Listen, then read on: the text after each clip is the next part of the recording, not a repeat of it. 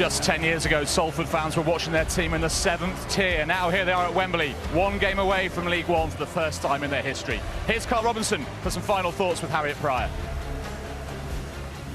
Well, Carl, biggest game in your club's history. How do you prepare your players emotionally for this kind of occasion? I think it is the biggest game in the club's history. Yeah, we get that and we appreciate that, and the narrative around that's incredibly important. But I think what we've been so true, Salford as a city is really unique. It sticks to its values in some ways, and what we've tried to find is a consistency in our personality, a consistency in our team, and a consistency in how we conduct ourselves. And I think that always generally does stand you in good stead when you're not trying to be something that you're not.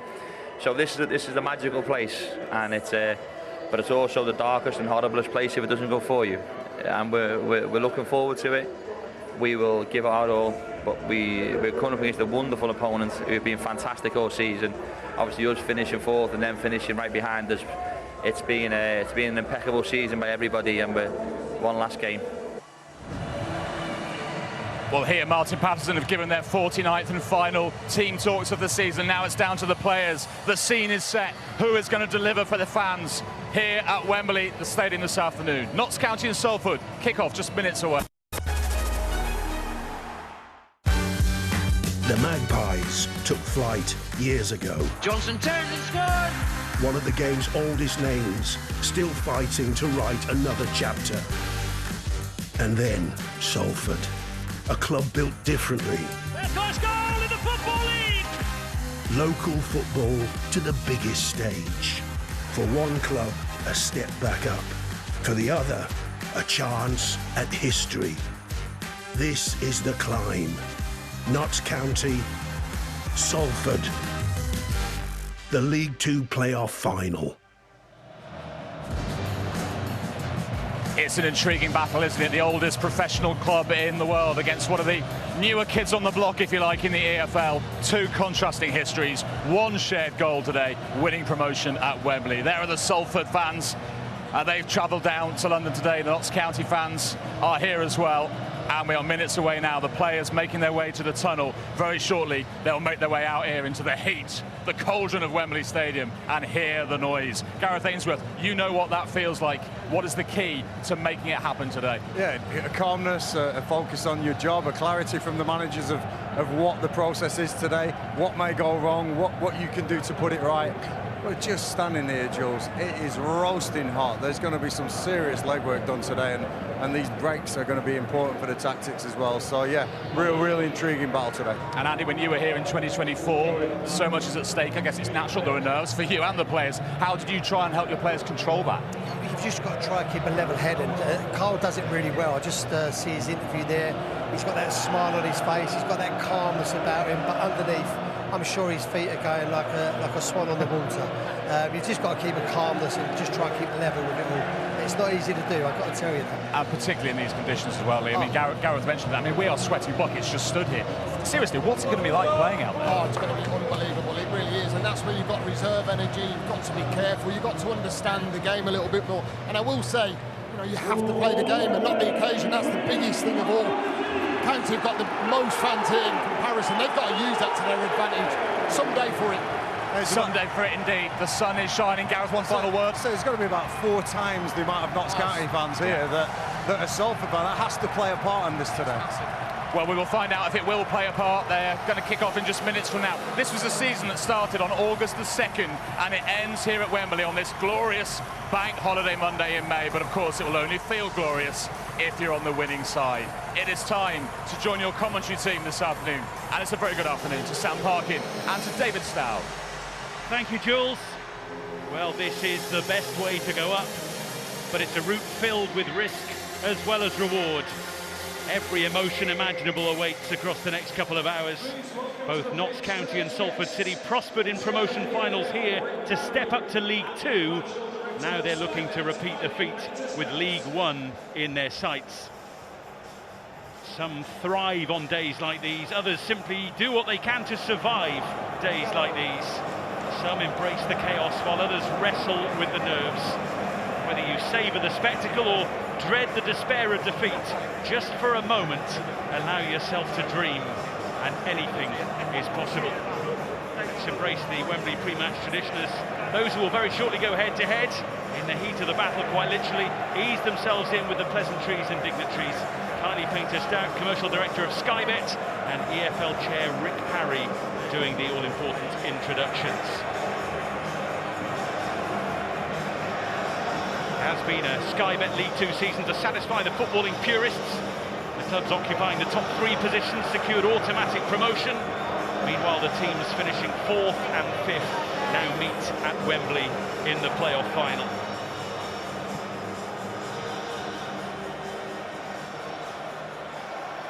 And to the song which rubber stamps any Wembley occasion, the national anthem, signed by Dave Shields and sung by Adam Tucker. British Sign Language interpreter Dave Shields.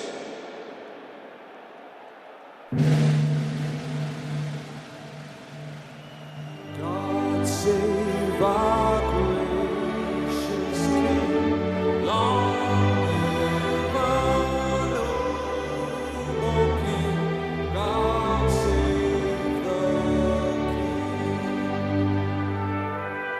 Setting victorious, happy and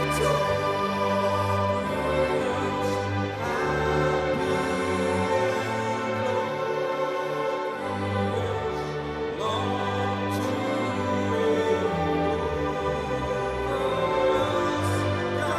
us. God save the King.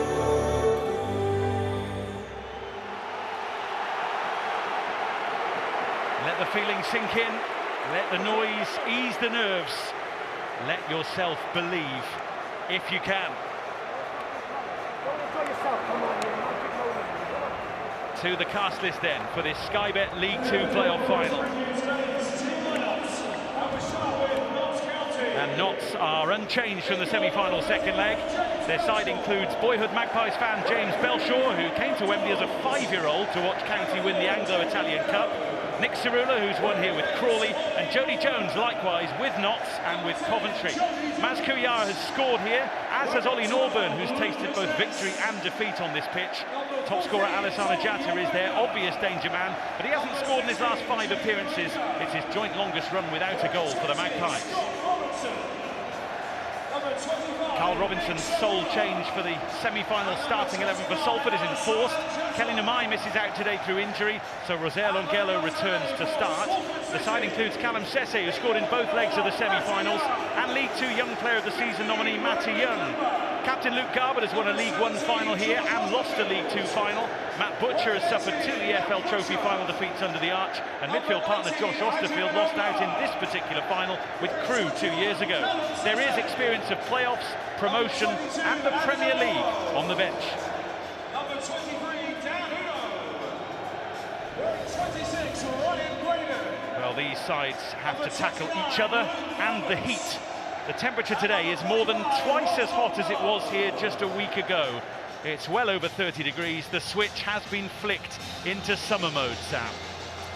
Yeah, I think we'd be naive, Dave, not to factor in that possibly the tactics may have been tweaked across the last couple of days. I mean, it is excruciatingly hot down there, and Notts County, we know, during the majority of the season, like to have the ball. They got good footballers, but they reverted in the semi-finals to a team that didn't want to have possession. Very, very pragmatic.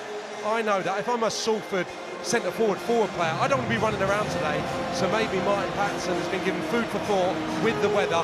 Can they play a little bit more intricately? Will they play a little bit more intricately and see if they can entice that really aggressive Salford press that we've seen throughout the season? I think tactically, terrifically poised. Well, of course, the hierarchy from Salford City are well and truly in town, and well and truly known around the globe as well. Plenty of eyes on this final as a result of their impact with the Amis. And if one of these sides is in your heart, enjoy the occasion if you can. Good luck to both Notts County and Salford City, who have been terrific through the campaign, but we can only have one winner here today. It will be Salford City to start us, wearing their red shirts for the final time before they revert to their traditional orange next season. Tom Reeves is the referee, just checking that we're all set and ready to go.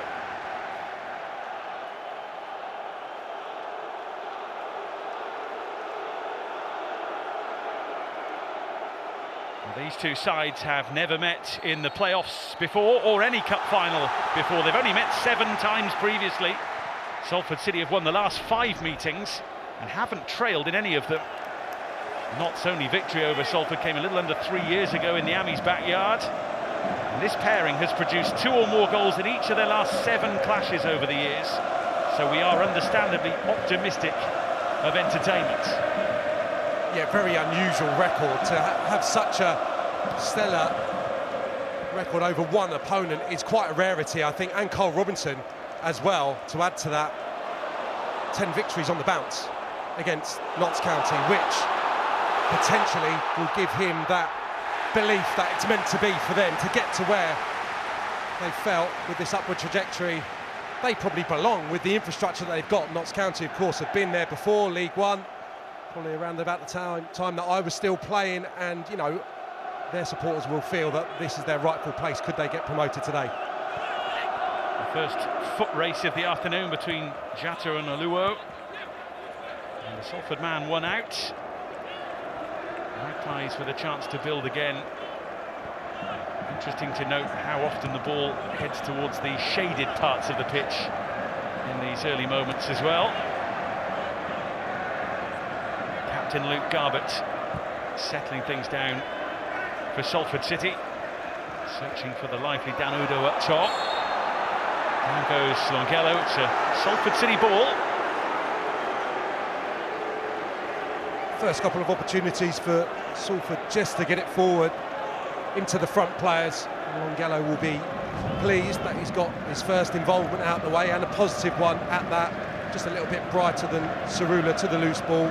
Slightest of nudges, but an opportunity for the central defenders in particular to tiptoe forward here. They do provide quite the threat in the air. The likes of Aluo and Brandon Cooper. It's in from Garbutt. Steered clear by Notts County. Lee Norburn swiftly in and swiftly down as well to win a free kick of his own. Yeah, and he was guilty of a really nasty challenge in the second leg of that semi-final, which he was lucky to escape with, but he was terrific. And I think he could be vitally important for Notts County today, setting the tempo, but also what we've already seen. He is incredibly tenacious, strong-willed. He will lead by example despite this incredible heat.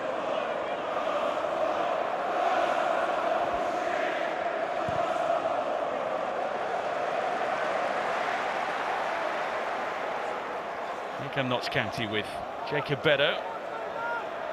Jaden Luca is trying to make that ball his own. It's back to Young, who's had a super season in Salford City colours.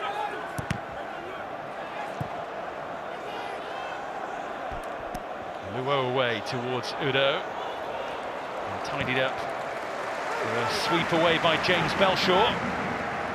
Yeah, Sesse's going to have to be the target. And Udo's not going to win the majority of the direct balls in towards him. He's given up a few inches in height. There's Jody Jones striding forward. And into the mix it goes. It was a decent ball tucked in by Openda. Another player who's caught the eye this term. Yeah, good play from Jones, really positive. Slaloming across the pitch, and it's not the worst ball you're going to see. Jata prime spot in between the two centre-halves. Alowu passes his first test.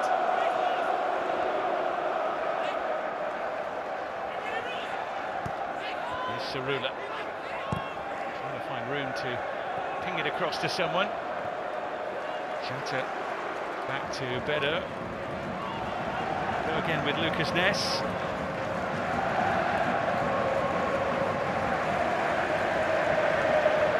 Robertson for Jaden Luca. Jones.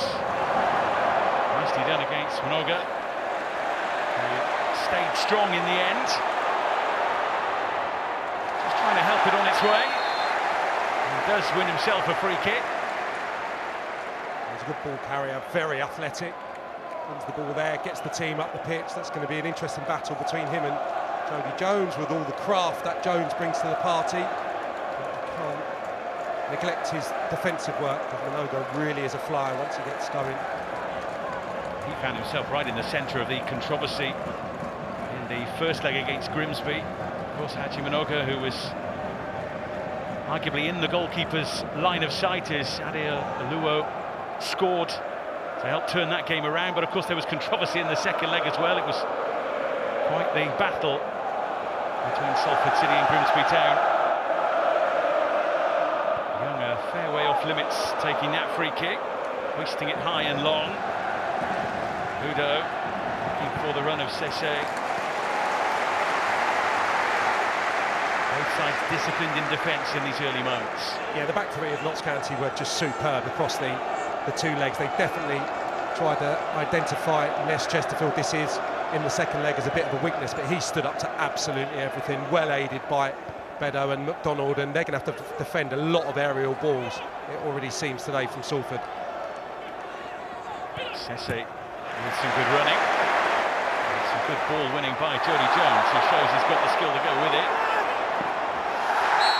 He's had a few terrific seasons as he tries to rebuild his career from 3 ACL tears.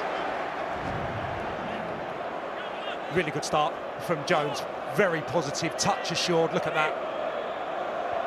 Braden, who has got real pace on the right-hand side for Salford, getting back in, doesn't feel like he's done much, but Jones has started terrifically.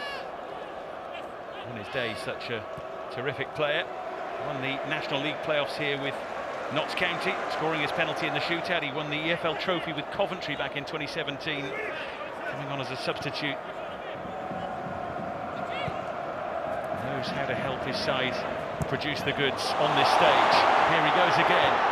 In from Jones, who were queuing up in the middle, the likes of Jatta and Jopenda. Salford City standing strong. Robertson to reload. Cerula now. Jopenda to help him.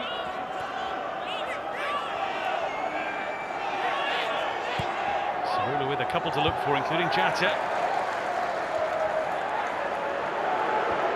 Yes, for Robertson again. Jopenda. The player searching ball in, couldn't beat Luke Garbutt, who was first to it. And down goes Udo. Yeah, needed it. Udo, nice and bright, alive. Gets to the ball first, buys the free kick just as Salford were getting pinned in to a degree, but defending their box well so far.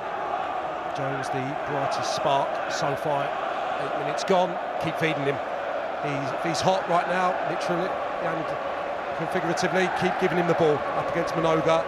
He knows already that he's in, possibly for a really tough afternoon up against Notts County's wide man. Young just to slow things down a little and then step forward to take.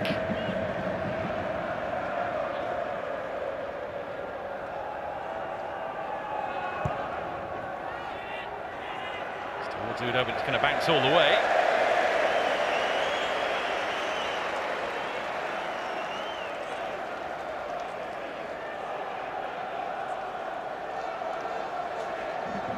Well, Christopher and Alex Reeds, the owners of Notts County, have been credited with changing the mood as well as changing the fortunes of this storied club.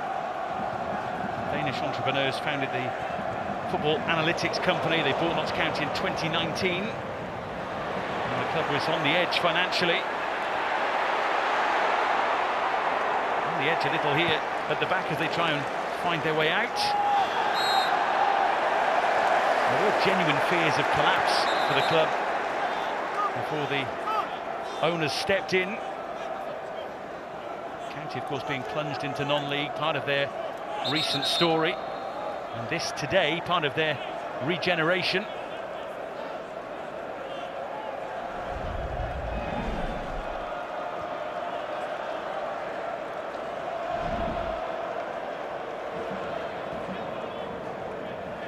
Cerula. Back for Ness once again.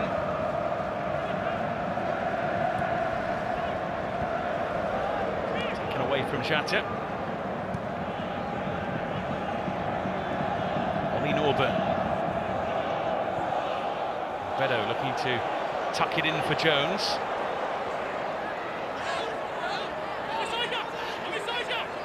Oga trying to keep eyes on the ball. And succeeds. And wins a free kick as well. A lot of the action over on Salford's right-hand side, not his left, heavily involved. And Oga just recovering after a difficult opening few minutes. So in that duel.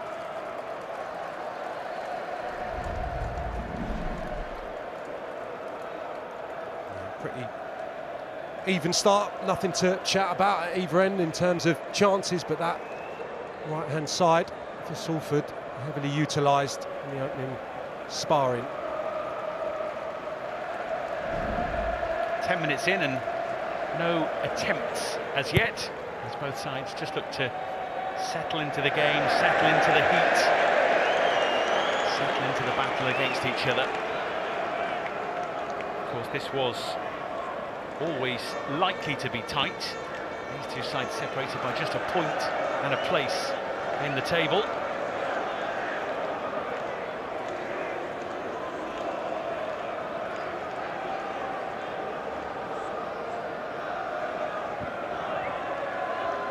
Here's Norburn.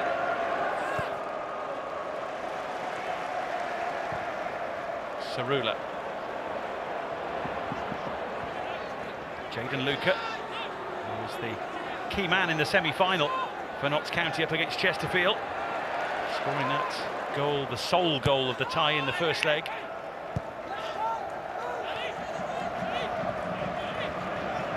Forward by McDonald, who has it again from Robertson.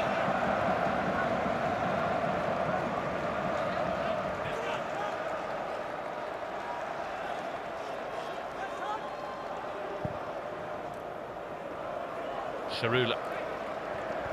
Nicely found, he just caught Upenda on his heels a little.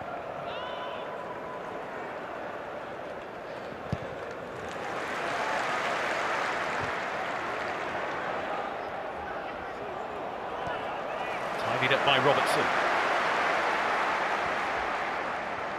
Yeah, whether it's a game plan or just the personnel that Carl Robinson has to go with today now. Longelo getting pulled back almost into a back five without the ball. I would suggest, would have been higher up the pitch in terms of his starting position. Yes, he's listed as the left winger today, Longelo, but very much back alongside the centre-halves right now, keeping an eye on Cerula.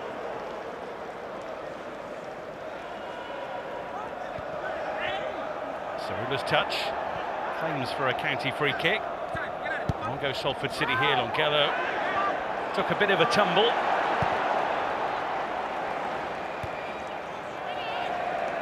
Jones unable to angle that towards Jayden Luca.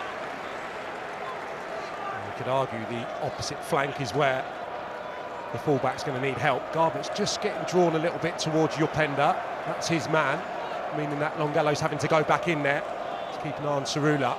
Opposite flank, Graydon very much focusing on his attacking play, leaving Jody Jones 1v1 up against Minoga. So a lot of moving parts, but yeah, just like to see that left-hand side of Salford being a little bit more proactive.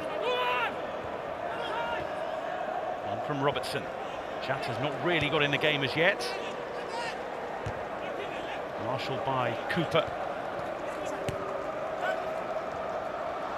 On from Sesse. Udo. Trying to find a route to goal. It's a shame because that was clever from Sesse. He recognised just that little touch helped behind Notts County's back line, could have potentially set Udo in. Nicely won by Jatta. Robertson now. Taken on by Upenda. Room here for Jones. Searching ball into the middle, and Jatta just got right underneath it. Yeah, a bit of contact as well from Garbutt, and I think the problem here is he's going from a standing jump. He hasn't got the momentum coming onto the ball. That's where you want your Upenda, space to run into, facing the opposition's goal. It's a good ball flighted in, but he's going to do well to score from there. A little bit of contact, probably does for him in fact, and he can't head it down.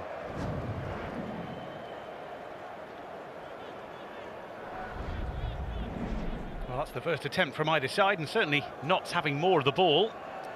Yeah, and I think you would expect Salford to be really aggressive any other day, I think, from the front, but they're just sitting off to a degree. They went and closed a few moments ago when McDonald was a bit loose in trying to play out, but I think that's a product of the weather. They're just not going to be able to go hell for leather. They are statistically the best pressing team in the division. I don't think we're going to see that today, and that's probably the right way to go about it if you're Carl Robinson. Carl Robinson, who left here feeling the pain of defeat in his only previous EFL playoff final as a manager. His Oxford side falling to Gareth Ainsworth's Wycombe Wanderers, of course, in the League One playoff final, July of 2020. As the Chairboys were promoted to the Championship for the first time ever. It's just a little loose. It's going to be a key battle. Garbutt stepping out of that left-back berth to go and get into the pocket and pressurise Yorpenda. Just had that moment, didn't he, when he got turned and he spread it wide to Jody Jones. They're the little glimpses and the little occasions when him or Luca, they're very similar in the way they want to drive with the ball. They could be the difference makers today. It's up to Salford to close down that opportunity. Don't let them turn and open those long legs, because they can be devastating. Here comes Luke Garbutt to potentially launch this long. Everybody back in black and white.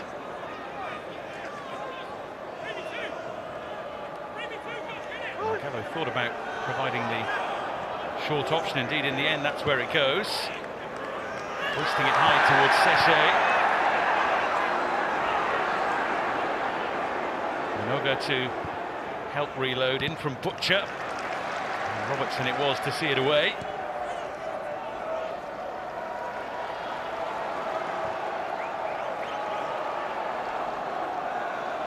Garbutt can produce terrific deliveries and wonderful set-play situations as well. It just didn't happen for him on that occasion. No, Yorpenda maybe got to just get out to him a little bit quicker. Already probably just feeling the heat down there, and you're right about Garbutt. Always up there in assists. Beautiful left foot. And then Luo will have to be watched from set pieces today in Notts County. Yes, Adi Luo, 6 goals this season, 5 of them from set pieces, 3 from corners. So effective going forward, and of course defensively too. Player of the match in the semi-final second leg. There he is on the ball for Butcher.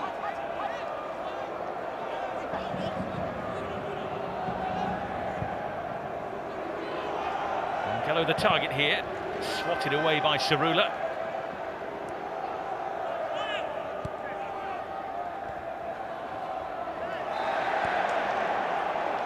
Ali Norburn just taking the legs of Butcher away. Of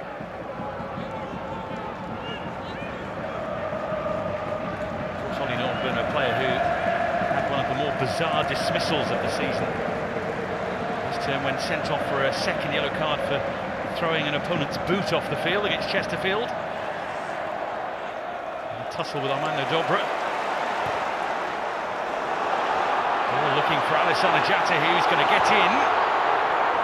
Salford City well stocked. There's Jaden Luca. The challenge was a good one. I mean, Salford would have been bitterly disappointed had that ended in a goal. They feel Minoga was fouled by Jody Jones. I think he was. Tugged back. Lovely ball, searching ball into the space for Jatta, and it's just a lack of support. Luca doesn't join in time, really. He's, what, 40 yards from goal when he receives that. Good challenge coming in any case.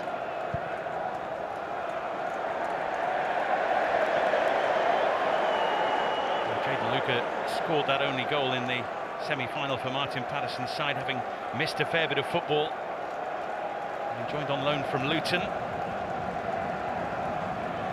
Shown some real promise when he has been able to get on the field this term. Could have made that semi-final second leg a little bit easier for the supporters. He had a carbon copy opportunity from a Yorpenda delivery to settle it in the last 10 minutes or so. Wasn't needed in any case, but Yeah, the hero of the tie.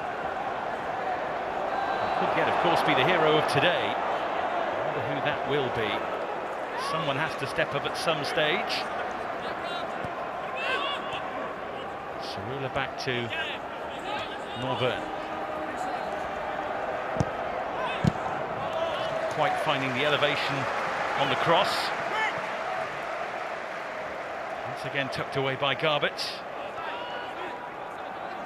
Cerula, of course, a goal threat in his own right. 2 goals in his last 4 games.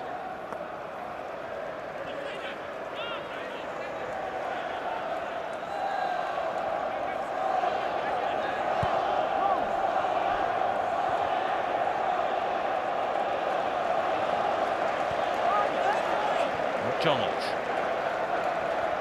Ness for Norburn.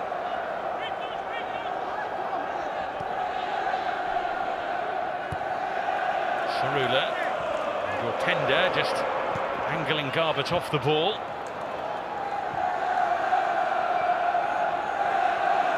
Nicely done by Longello, who manages to teeter along the line and then tumble. And the first yellow card is coming out here for Nick Cerula. Yeah, well, it's a double shame for Notts County because they got themselves into a good position. Your Pender just didn't get enough on his delivery. Longello had an excellent start down on the left-hand side, and that's much better play going forward.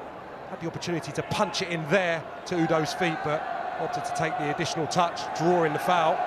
No complaints. First yellow card for a player who's battled against adversity in his career. Having survived a car crash as a teenager that nearly cost him his life, he admits. He was on the books of Tottenham Hotspur as a youngster.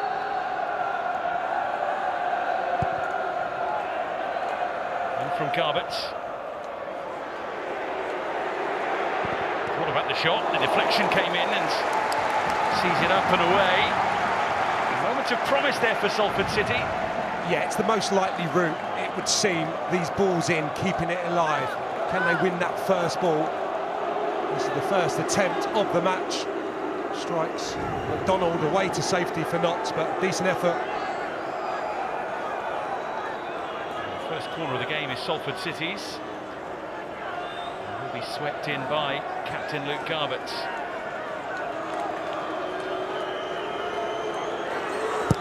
Fair bit going on in the middle. Chatter trying to usher it away, didn't really take control of it. Cerula with the flick. Garbett trying to help it back into the mix. It's a right old mess in there, to be honest.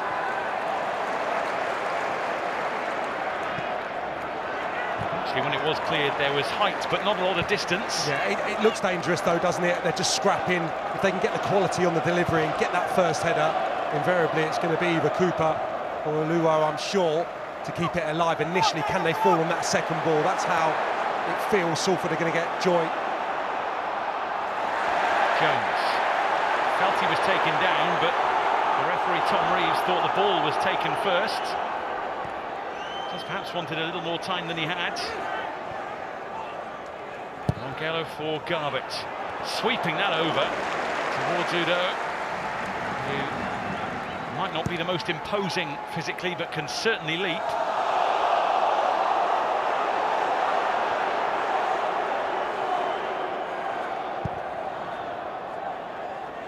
Garbett's ball. Jones underneath it. Nicely done by Sese. Wasn't quite aware, I'm not sure, of the players in red around him. It's a muscular back line for Notts County, but they're going to be worked here. I think we've seen enough to suggest that already.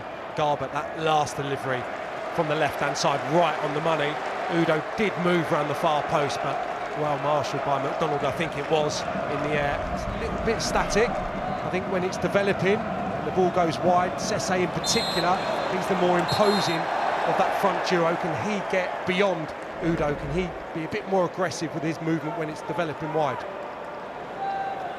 Time for a hydration break, if you like, as we've hit the midway point of the first half.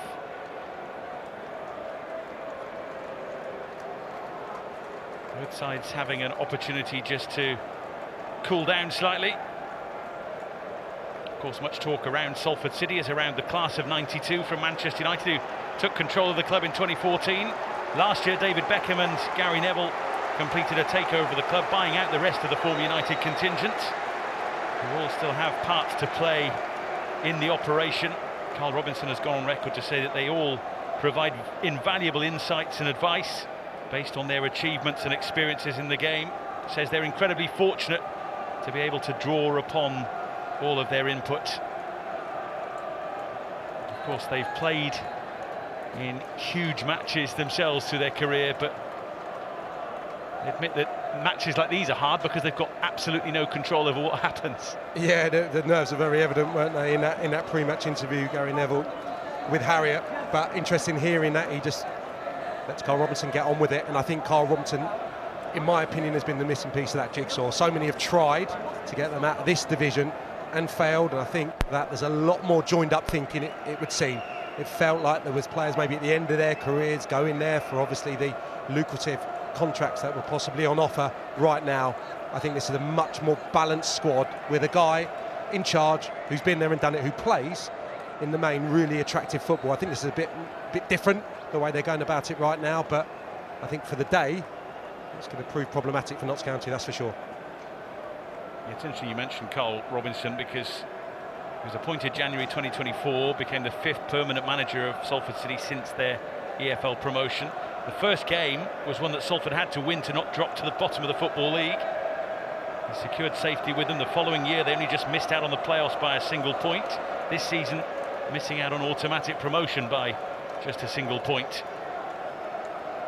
And he and Salford City, and indeed Notts County, well and truly in the heat of the battle today, as temperatures continue to rise. We have indeed heard that it's not only the hottest day in May on record in this country, but also the hottest bank holiday Monday on record as well. Indeed, a puff of the cheeks, that says an awful lot.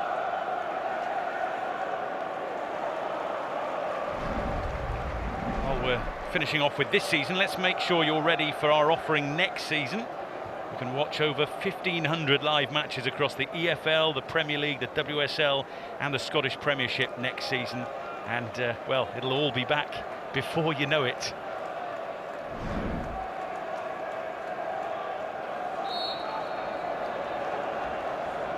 Plenty to come from this particular matchup, though. A game that was always likely to be in the balance for a fair while is well and truly that after nearly half an hour.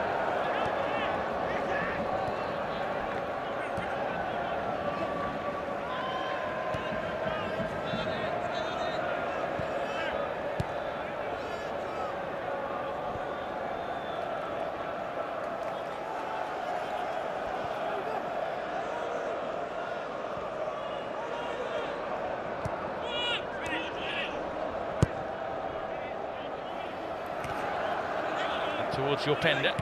I like that from Yorpenda. It's going to be really difficult to feed the ball into his feet. Spoke about his strong suit is getting on the half turn and running at the opposition when he can see space behind to exploit, but it's not on right now. Him and Luca have to get closer to Jatta, make dynamic movements as Luca's doing now down the side of the centre halves, and try and get played in and try and get involved in that fashion. Otherwise this half certainly is going to pass them by. Return to Jatta. Yorpenda swivelling away. Taken on by Cerula. Robertson joining in.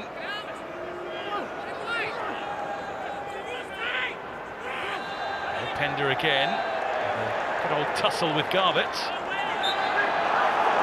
A free kick given against Robertson, who's not best pleased.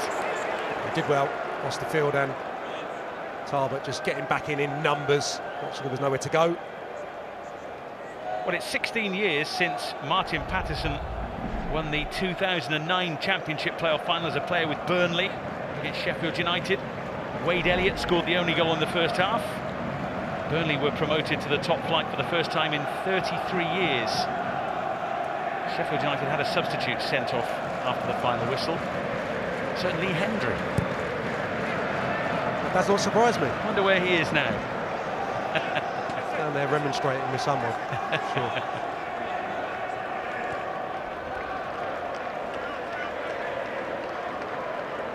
I think he might have just heard us. Don't undo any more buttons, Lee. Garbutt's throw, looking for Udo.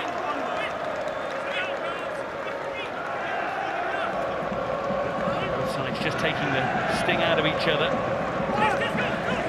Getting used to the day as the shade just sort of creeps across the pitch here.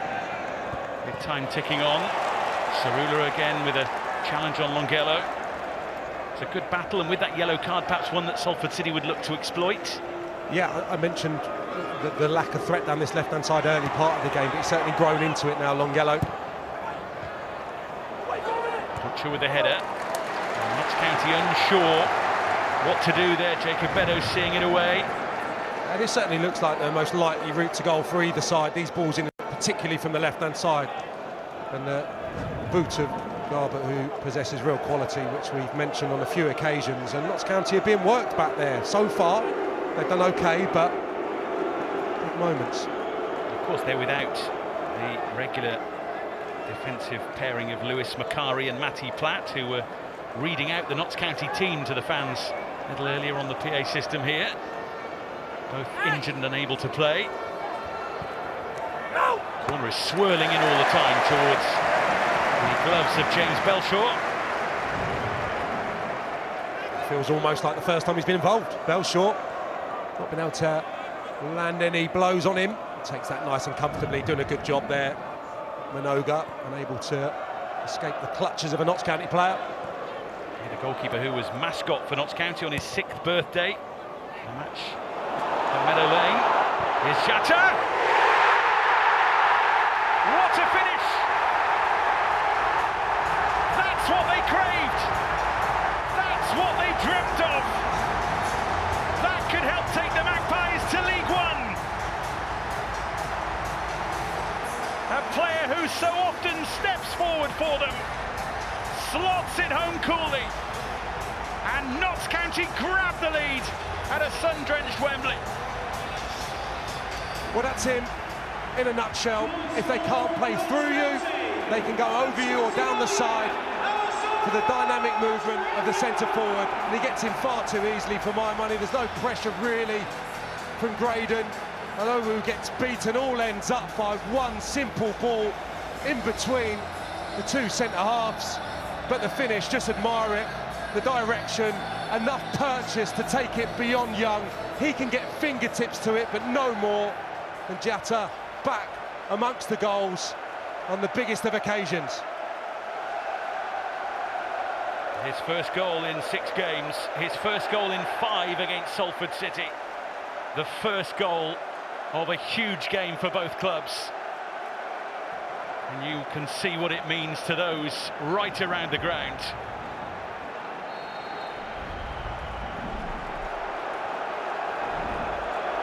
Such a contrast in feeling for him compared to last season's playoff semi-final when he was sent off against AFC Wimbledon. And that did for them really, him and McGoldrick going down in that semi-final first leg. And here's Jody Jones now. Luigi Minoga is seeing off his threat and then charging into Robertson, who's penalised. Not too sure about that, he was just running out of steam, wasn't he? The Salford right back, and it's just a momentum of Robertson that goes in with the ball going astray. You can see this touch takes it, oh, he just miscontrols it. It's a fair old thud, but it's not a foul. So Salford City need to settle here.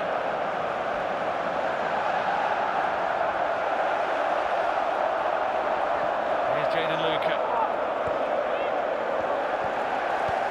Notts County do have a terrific record when they score first this term in League and Cup. Just the one defeat in 27 matches.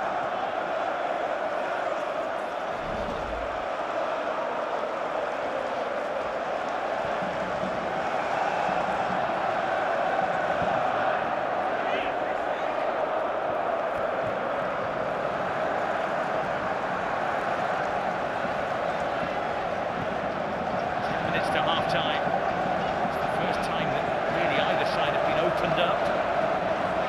bitterly disappointed, Salford. The manner of the goal, the way that one pass has bypassed their whole back line, but that is what he's all about, Jatta, and it would be really tough for him because of the return of goals if he doesn't make it into League One this season. He's been so consistent across the last 2 campaigns. And yes, we've had Aaron Dryden at Swindon this year, and of course Andy Woodman's Michael Cheek, but he is right up there in terms of the best centre forwards at the level. And it is the game that maybe we could have predicted with the weather. I think Notts County, maybe because of the approach from Salford, have had loads of the ball and have not had to go forward particularly quickly due to the lack of aggression from Salford at the front. 16 goals for the season before today for Alassane Jatta, 17 now in total, 22 last season. Someone who's really caught the eye and only cost a reported £125,000. I say only. In the wider football world, that's not a lot of money. In League Two terms, it's still a fair amount to shell out, and certainly more than a lot could. Here's Callum Sese, star of the semi-finals for Salford City. One of the players who we've not seen on the ball too much for them thus far.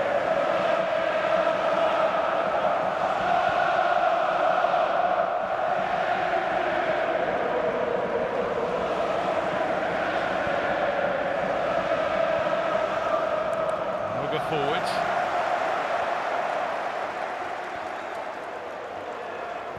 Graydon, who tumbled. Another player who's been on the periphery, really.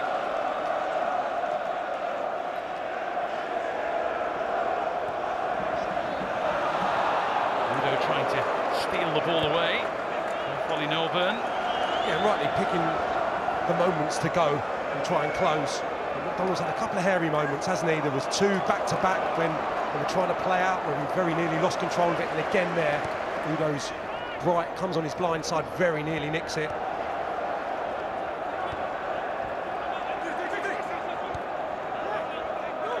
Norburn and Cerula. Jatta.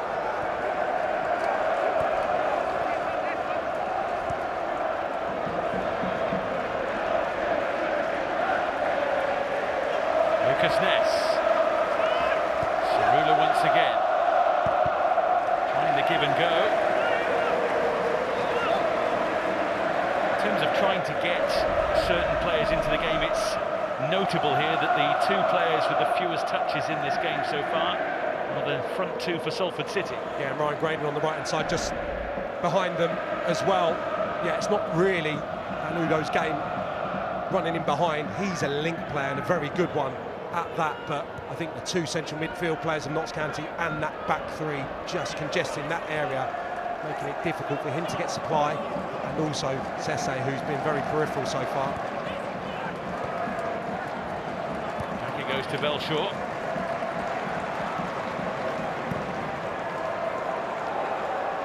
Forward by McDonald.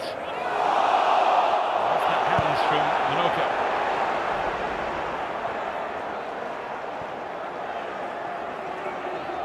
Gongello, Salford City allowed to go. Osterfield.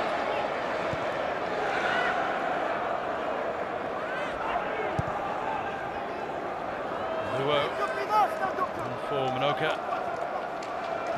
Moving briefly into the game. That's going to roll and bounce away from Sese. And Sese had made the movement there, the right movement into space in between Toby Jones on the left-hand side and Jacob Bedeau, and they didn't see it, didn't play it. Once they opted to play infield, the opportunity's gone. Pensive expression on the face of Carl Robinson. Salford City have certainly been driven on through the playoff journey by their final day frustration of missing out on automatic promotion. They could only draw 0-0 at Crawley on the last day to miss out on promotion by a point. It's fortunate there because he touched it off your Pender and he's on his bike. Garbutt's really tight with him. Had Jatta lofted the pass in behind, the Salford fullback, there would have been no catching your pen up.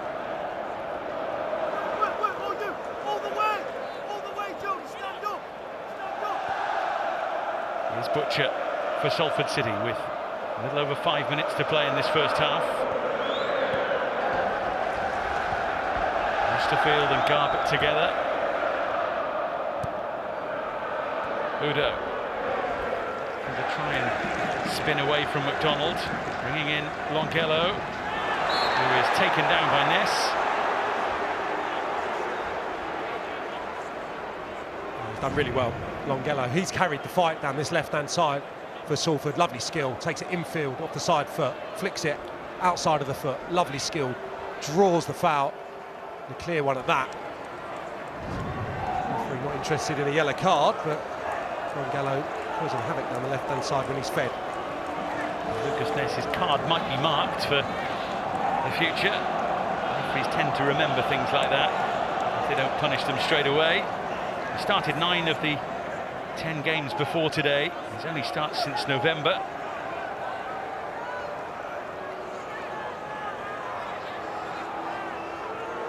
It will be Garbutt with a fair few in red to aim for.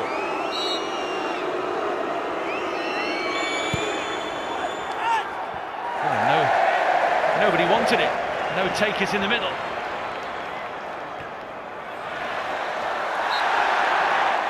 And there's a pull, which will be punished at least with a free kick and a talking to.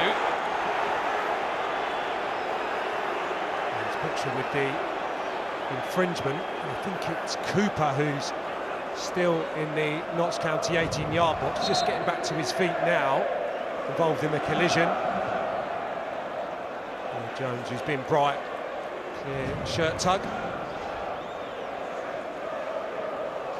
Referee just going over to check on Salford's central defender, who looked favourite when the ball was airborne, but he did a good job. Him and Luwo just unable to get contact on the ball on that occasion. Hasn't scored for Salford this season. He's only actually scored 3 senior goals, a couple of those for Leyton Orient, one for Newport County.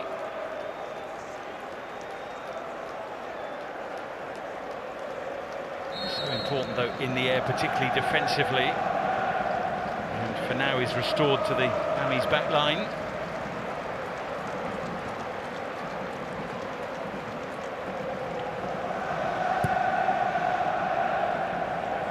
Belshaw. Rose header.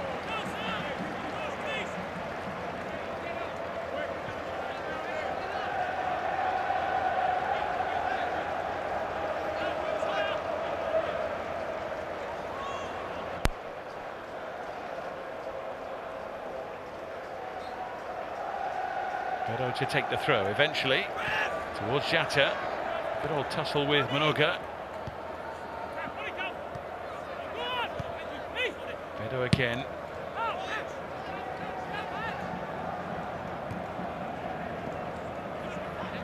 Jaden Luca. Oh, that was lively. Haji Manoga lighting the touch paper.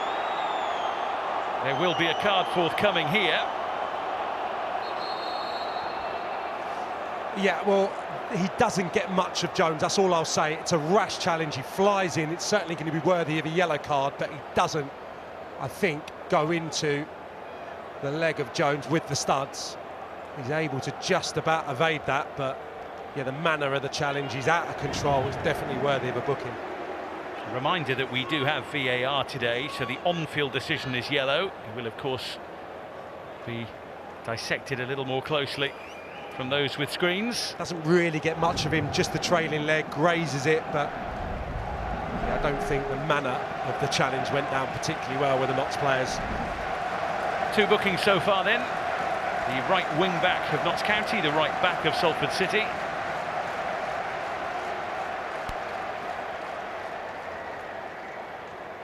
Chance to build on the lead just before the break here, with Jody Jones hovering over the ball.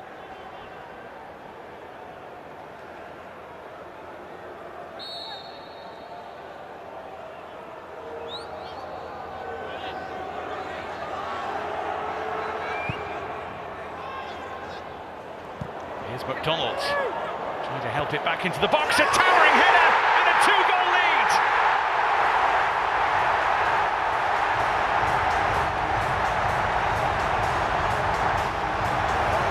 All of a sudden, League One looms large for Notts County.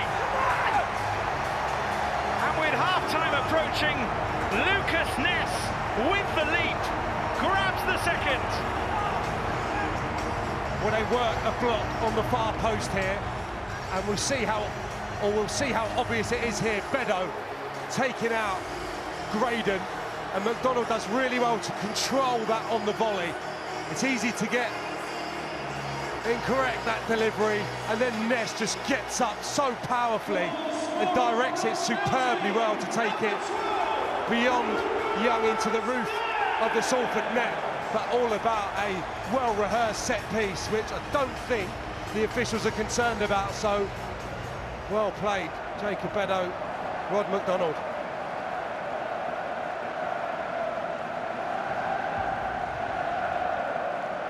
Well, he has a Wembley goal on his CV now to go with his double in the 3-1 win against Newport County in early April.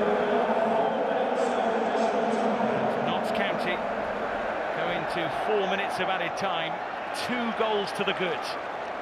And he has had an incredibly up and down few weeks. Lucas Ness, he gave away that penalty during the first leg against Chesterfield. He could have been the fall guy, and then I spoke about how he was identified possibly as a weakness by Chesterfield in the second leg. He was colossal. Move on to today, and what an important goal that can be for his club. 3 goals in his last 7 appearances, now his only senior goals. And a player who has really stepped into the breach after the injuries to Lewis Macari and Matty Platt. Much to discuss, digest and solve really for Carl Robinson and Salford City during the half-time break, which is just moments away.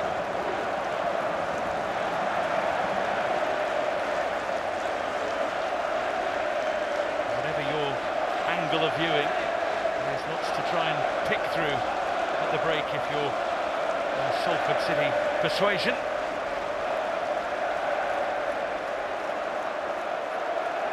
Half-time refreshments will go down a lot better for those in the Magpies camp.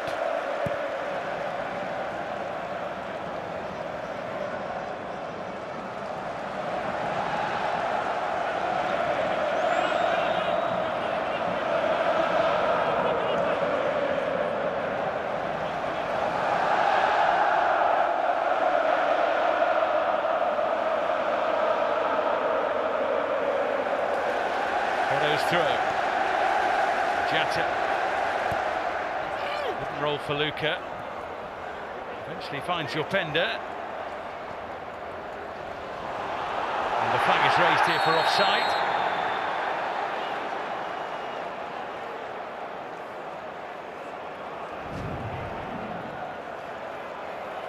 It's your Pender. Linking up. Oh, he looks okay there, doesn't he, the centre half? Looks to be in line.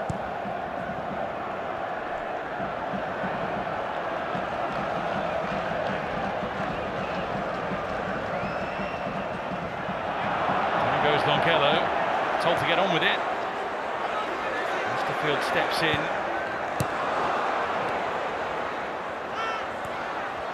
Back for Garbett. Westerfield. To reverse it to Longello, but without rewards.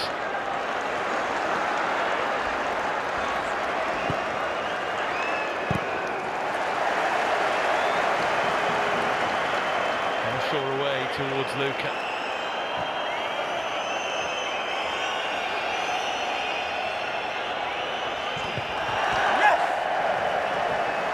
Notts County ball. We've had the 4 added minutes, so the whistle for half-time is imminent.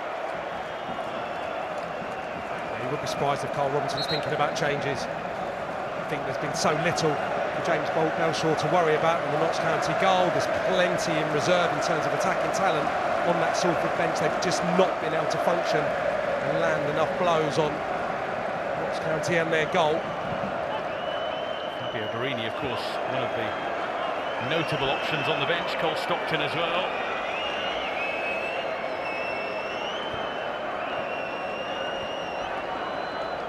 That's just happy to let the seconds tick away.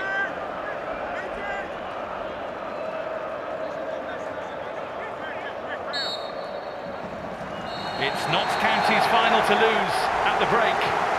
A goal from a centre forward, a goal from a centre half. A two-goal cushion, so valuable in a game of this note and a game of this heat as well. Salford City have troubled Notts County precious little in the first 45 minutes. They've got a fair bit of work to do in the second. At the break, Notts County 2, Salford City 0.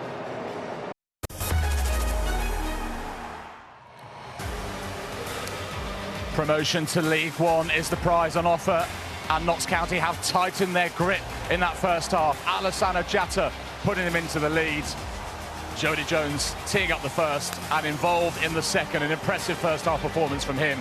And Lucas Ness rising high to head in the second just before the break. Notts County dominant in the first half.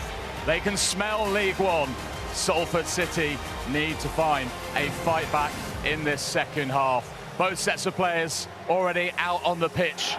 No League Two side has ever turned around a two-goal deficit at half-time of a playoff final. That is the job facing Salford here, or else it'll be Notts County heading to League One next season. There is a change being made for Salford. Can it mean a change in their fortunes? Let's find out. 45 minutes to decide the season. Let's rejoin Sam Parkin and David Stow. Thank you, Jules. Yes, Ben Woodburn is being introduced and Matt Butcher has made way. So an attacking change, of course, there needs to be one from a Salford City point of view during the course of this second half. While this is Salford City's first EFL playoff final, Notts County have a rich history on occasions such as these.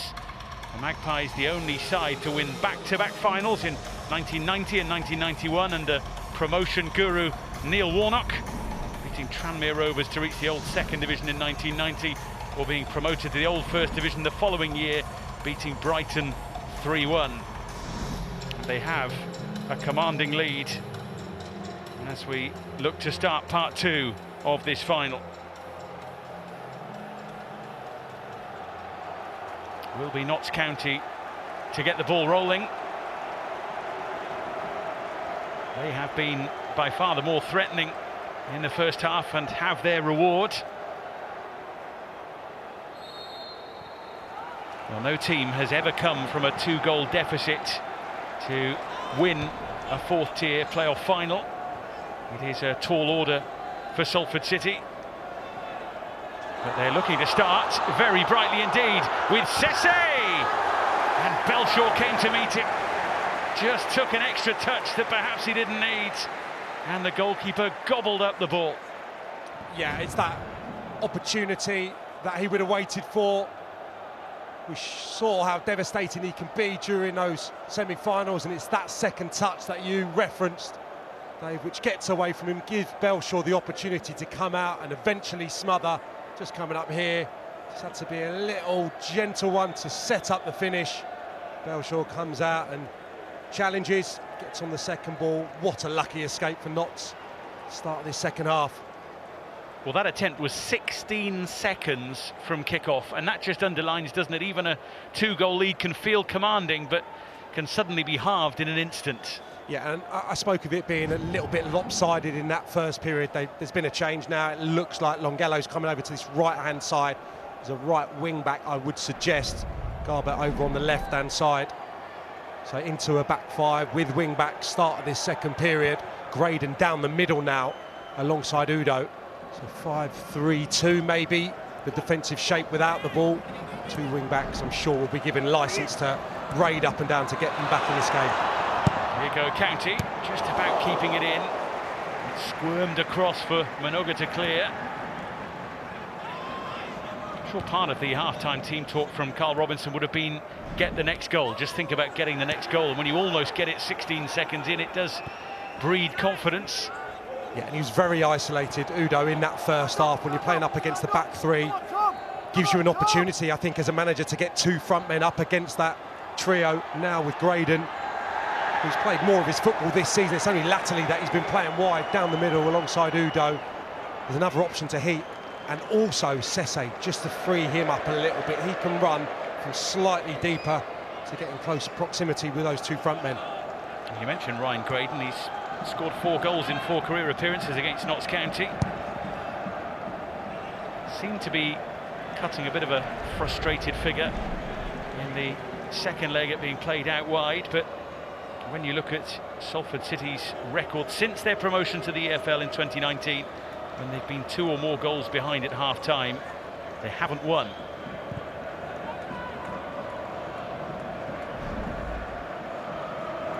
Records are there to be broken. We've popped a few up there now. Let's see what happens in this second period, whether Salford rise again or whether Notts County can increase their advantage.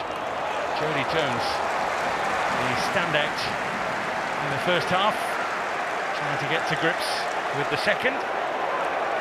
In a tense affair, such a hot day, you look at the attacking players, who's going to be the one to be positive, proactive.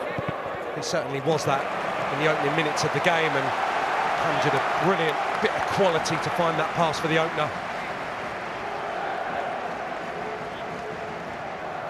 He has won a corner for which the familiar faces of Beddoe and McDonald and Ness, 2 of which combined so well for that second Notts County goal.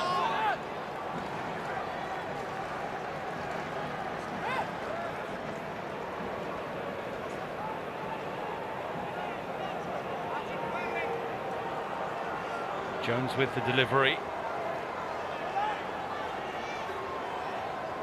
Some aggressive cuddling going on in the middle. Feature of the game these days. This is Norburn.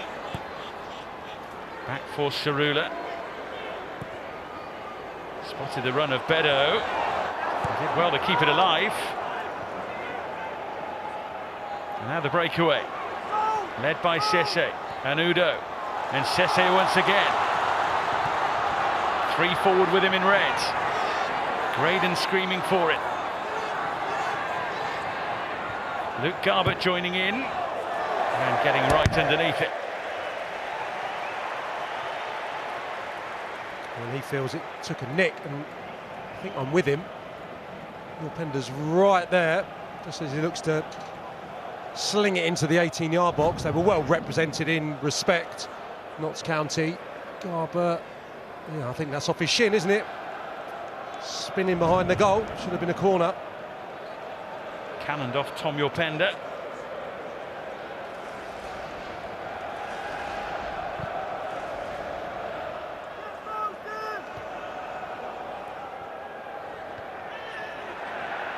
Graydon strong in the challenge with Beddoe. Likewise Sese, perhaps a little late there and seemingly maybe a bit high as well on Cerula.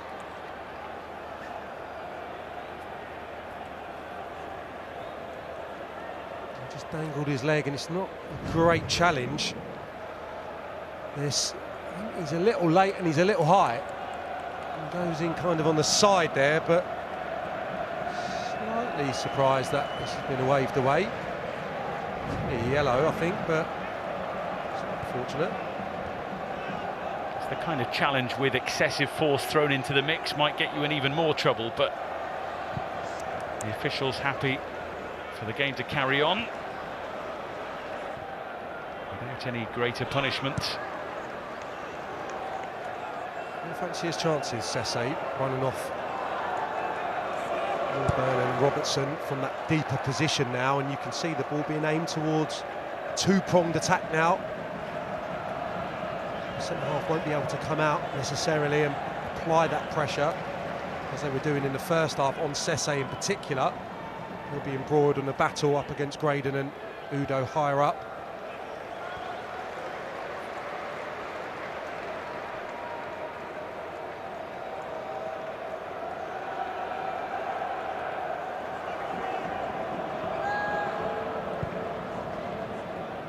By Belshaw.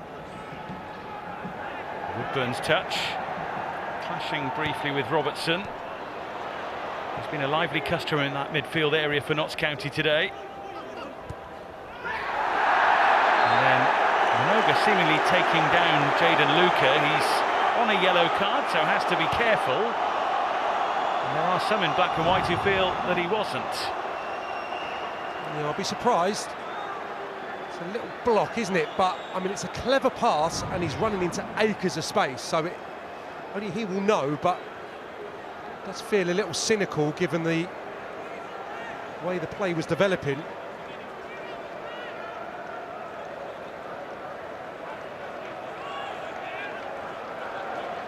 Jody Jones. Jayden Luca.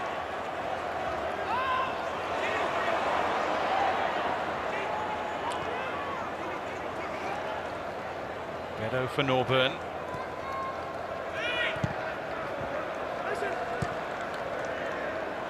Just away from the combination of Upenda and Chatter.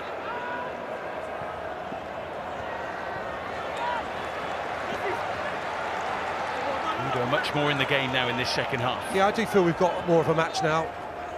Immediately with those changes, yes, they spurned a great opportunity to get onto the score sheet, but I think in the main, Salford looking like they're a little bit more threatening, a little bit more creative, and getting numbers closer to Danudo was clearly a big part of the changes. And goes Osterfield. He wanted a free kick, but there weren't any other genuine claims on the field for one.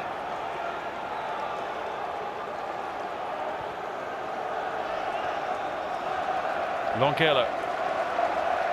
Minoga with him. The run here made by Woodburn. Where's that going to land? Well, at the feet of Graydon. Those of a Salford City persuasion screaming for handball.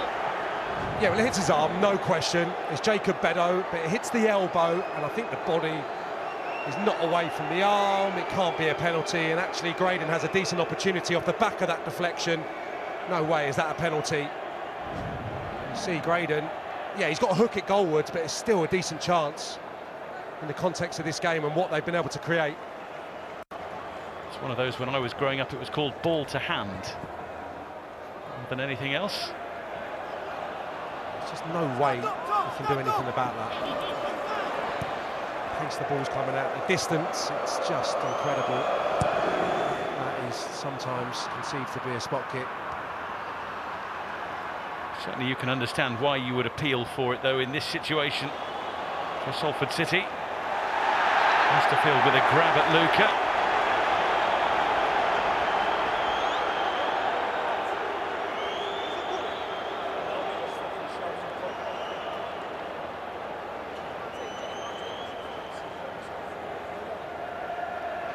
Those in black and white just trying to make sure they have control of the match, make sure they can take the pace out of the game, stem the Salford City flow. Alex Bruce, Steve Agnew and Carl Robinson pondering another change down on the touchline as Jody Jones looks set to take another Notts County free kick here.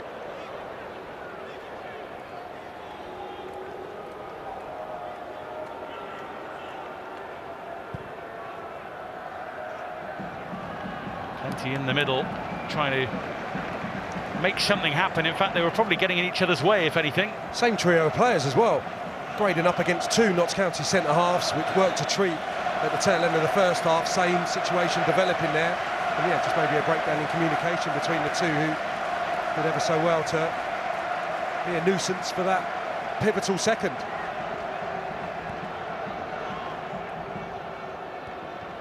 Luo back to his goalkeeper, Matty Young. Cooper for Osterfield. Bit of room afforded to Danudo here. Sesse helping it on. Udo looking to spin away from his man. That's Lucas Ness on the score sheet and in the book.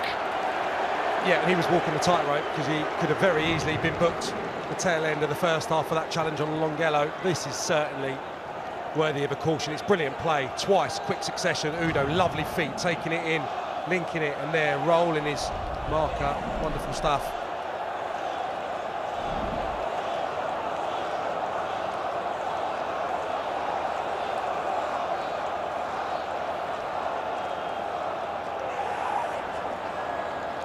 So this is where the defensive organisation from the second leg against Chesterfield comes into the thoughts of Notts County.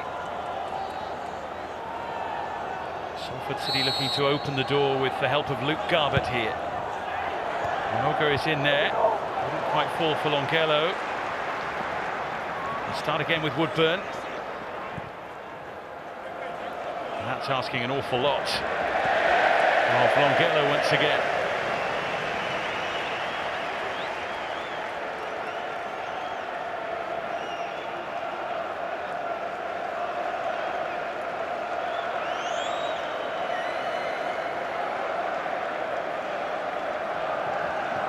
Fabio Barini and Kareem Harris being prepared by Salford City here.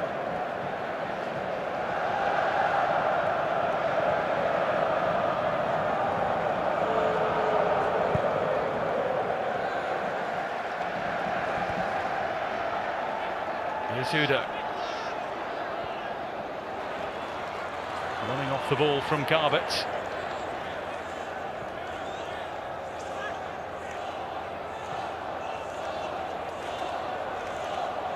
Osterfield.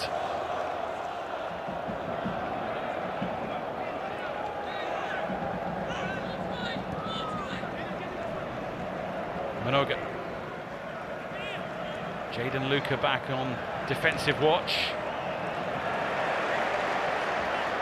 Helped out by Jody Jones, that'll be a foul. Did terrifically well, really disciplined, Luca. Good game understanding, getting back in there, doubling up. He's not been able to affect it hugely at the other end, but that was great play. Ross Longello will be replaced. Kareem Harris brought a fair bit of energy to the second leg against Grimsby Town. Only 4 appearances since December due to injury for Harris. And off goes Brandon Cooper, with former Premier League striker Fabio Barini called for. He's won a Championship playoff final here with Swansea City. Scored in defeat in the EFL Cup final with Sunderland against Manchester City here in 2014. And has played in the playoffs with Sampdoria in the last couple of seasons too.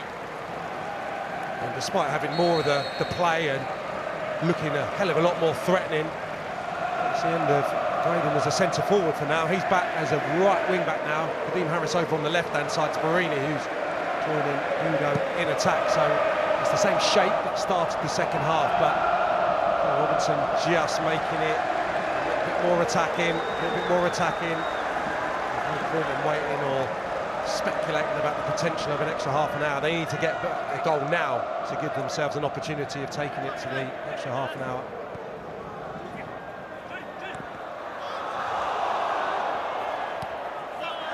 Bounces off Graydon. It'll be a county ball.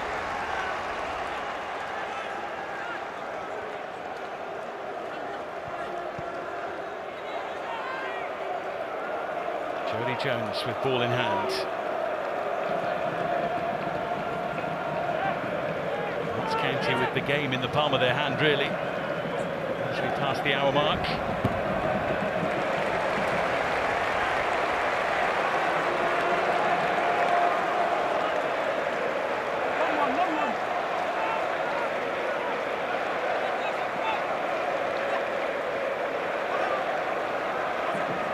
Robertson trying to make some moves, Jaden Luca as well. Instead it's in towards Jatta. Back for Norburn. Sarula.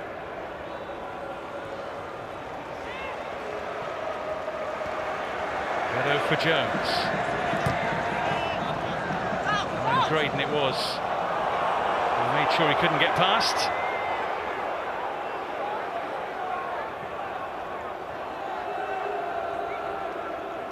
Notts County are preparing Conor Grant.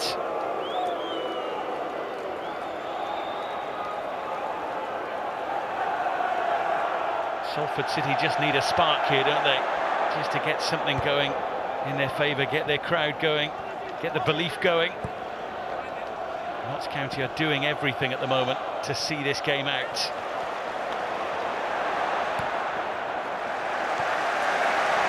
Yeah, well, he certainly rolled the dice, Carl Robinson, and won a little bit more from those two kind of pushed on number 8s. Looks like Woodburn's gone a little bit deeper actually since that last double change. Lost the field slightly higher alongside Sesse, so can those two run off the back of Norburn and Robertson, who I'm sure will be tiring younger guys, fresher legs you would feel, still with something to give.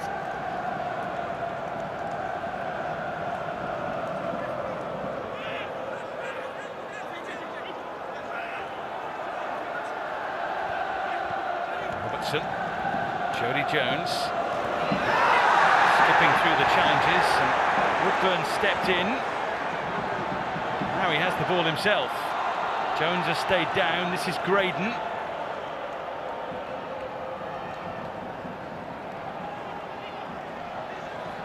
Woodburn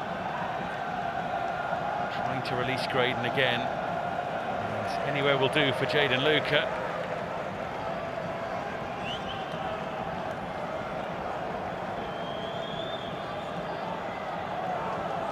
Salford City build again. They've won on both their visits to Wembley on penalties to lift the EFL trophy, the final of 2020. And promotion in the National League playoff final, beating AFC Fylde. But 2 down here to a Notts County side who have the comfort of looking to hit on the break. Sesse.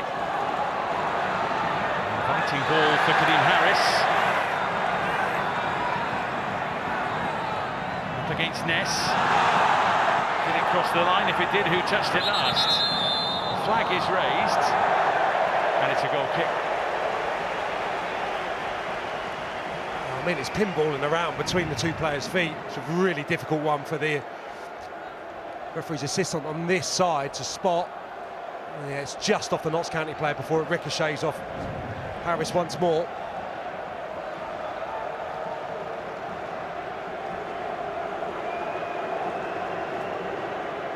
Problem here for Lucas Ness. Nick Cerula playing physio. So warm at pitch level. We are grateful up here to be in the shade today, I must admit. And they will be desperate, Notts County, to get through the next 10-15 minutes without conceding. You just know on daylight today, you don't want to give them a glimmer. Salford City, there'll still be a little bit of tension there. Well, while they have their drinks break, it's interesting to note 4 football fans with extraordinary stories of survival and courage are being celebrated across this year's Sky Bet EFL playoff finals. Wembley Stadium's 4 stands temporarily named in their honour. The 4 supporters have either survived a cardiac arrest or stepped in to save a life using CPR. It's all part of Sky Bet and the British Heart Foundation's groundbreaking Every Minute Matters initiative, supported by the EFL to encourage people to learn CPR. Each year 40,000 people suffer an out-of-hospital cardiac arrest, with only 1 in 10 surviving, so do get involved in learning that skill if indeed you can.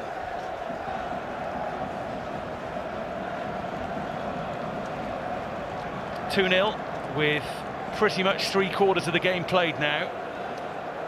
Yeah, and didn't have an abundance of chances in that first half, but incredibly clinical. The best player before the break, Jones, with a superb pass and well finished by their main marksman. Just enough purchase on it to evade that left hand of Young into the corner of the net, and yeah, he will have really enjoyed that, having been a little bit lean in front of goal recently. And look at this towering effort from Ness, who's been superb across the whole playoff campaign so far, up above. So I say, just agonisingly away from Young's dive.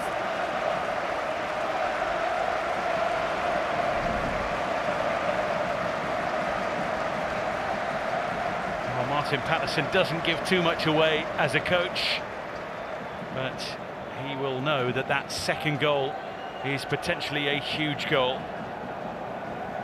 And of course, every playoff final has the contrast of emotions so prevalent on days like these. They've improved marginally, Salford, since the break and the changes. And a little quiet word reserved for Callum Sesse there from Carl Robinson, just to kind of get a little bit more out of him. He's had the big chance. Has he got another one on the horizon to get Salford the lifeline they require? Jayden Luca waves goodbye to the final, and possibly to Notts County. Of course, he's on a season-long loan from Luton Town, and he's had quite the impact during the course of this campaign, not least helping them get here by scoring the only goal of the semi-final. Replaced by Conor Grant, who suffered defeat here in the League One, or suffered defeat in the League One playoffs, I must say, in the semi-final in his Barnsley days. Up against a Bolton team who, of course, was successful here yesterday, beating Stockport County. We congratulate them for rising up to the Championship, and indeed Hull City, who are Premier League bound. Here's your Pender. Deciding to go it alone. Routine save for Matty Young. That's their first attempt since actually going 2 goals to the good.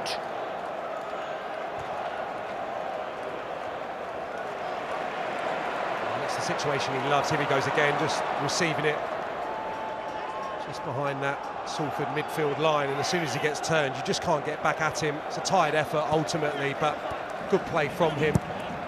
Him and Lucas starting to tire. Conor Grant, full of running, of course, having only just come on, looking for Jatta. Jones is striding through!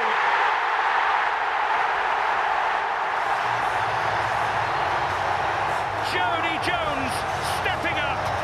Notts County surely going up. And he is someone who has earned this moment more than most. 3 ACL tears and various injury setbacks. Now he has a Wembley goal to savour. Well, he's been magic since the first whistle, and it's those fresh legs of Conor Grant who creates it, and you think that he's only got Jatta to hit, and the ball goes behind him and you feel the opportunity's gone, but it's that awareness, that understanding from Jones that there could be a chance in the offing. Look how he reacts in comparison to Graydon, his marker. Doesn't know he's there, and before he can react, he's 2 or 3 yards beyond him, and then it's not in doubt. It's a strong side foot across the goalkeeper into the far corner, and Jones, my goodness, he's deserved that.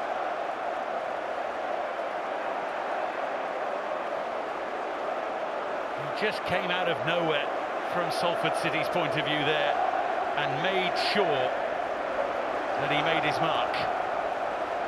And poor Graydon saw a flash of black and white, and then when he reacted, too late. Had to sense the danger, get back into his 18-yard box. And Jones created one, scored one. He's been the main man.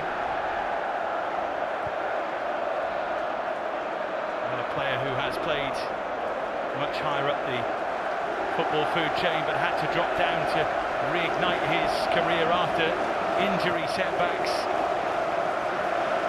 And when he has been fully fit, been a standout star for Notts County,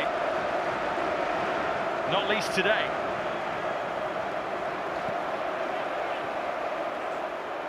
Haji Minoga.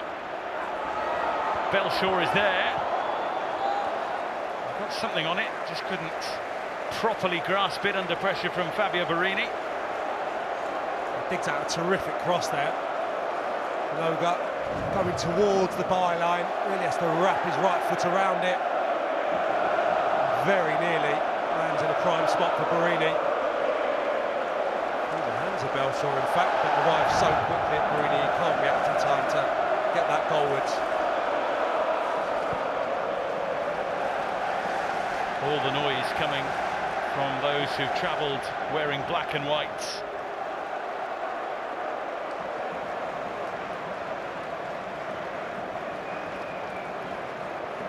This is Bedo. This is Jones. And McDonald, who was key to number 2.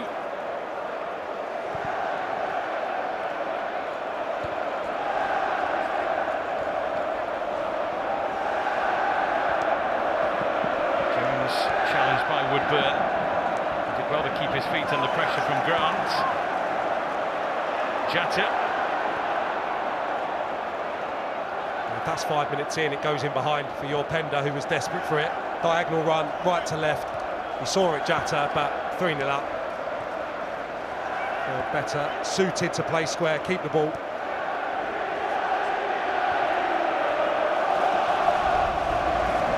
This is the kind of graphic which can tell you a story of a match, how it has ebbed and flowed. Yeah, I mean, it maybe flatters them a little, 3-0, but they've certainly been far and away the better side. Salford, I feel, have given a better example of themselves in this second half, but didn't get the goal that they craved to make it a contest. Well, it is an emotional time for those fans who've been through the mill in recent times. 11 years since they were last in League One. They were tumbling down the football pyramid. They were concerned at one point as to whether they'd actually have a club to support.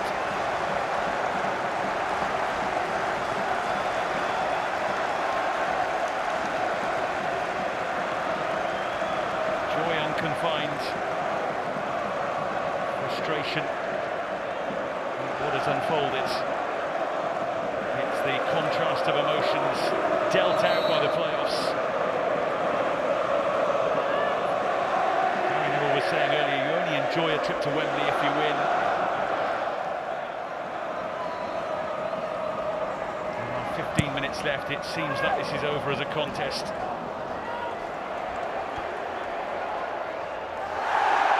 Braden takes down Norburn.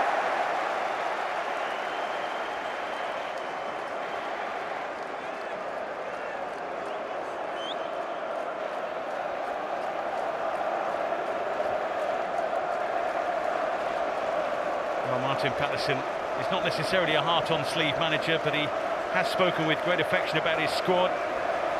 Says he cares deeply for this group of players. He's hard on them, but he cares about them and the improvement in their lives should results go their way. Today has certainly gone their way. From the first whistle and quite possibly all the way to the last one. It would have been easy to rip up what's been some sterling work, I think, from various managers at Notts County over the last few years. Luke Williams springs immediately to mind. Stuart Maynard getting them to the playoff semi-finals last year. I don't think there's been a lot wrong with the setup.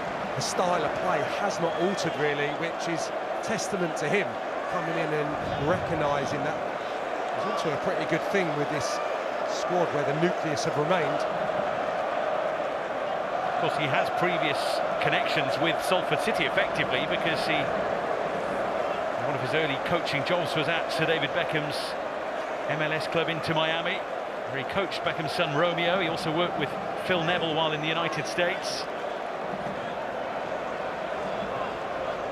But he is now looking at his side in a comfortable lead and looking here with the ability of Jones to maybe stretch that lead. His manager was imploring him to have a shot here. The afternoon could yet get better for Jody Jones. Standing over it, and it's a real test of the Salford players' mettle here, mentality to keep going to the final whistle.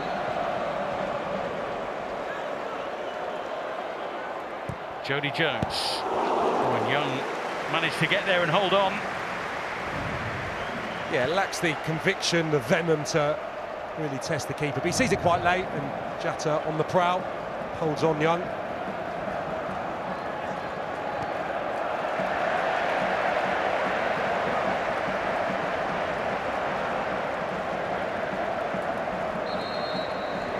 Another change is on the way here as the party gets started in the Notts County end.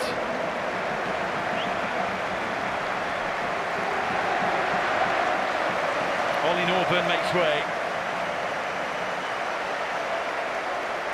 And he will be replaced player who Notts fans have a lot of affection for.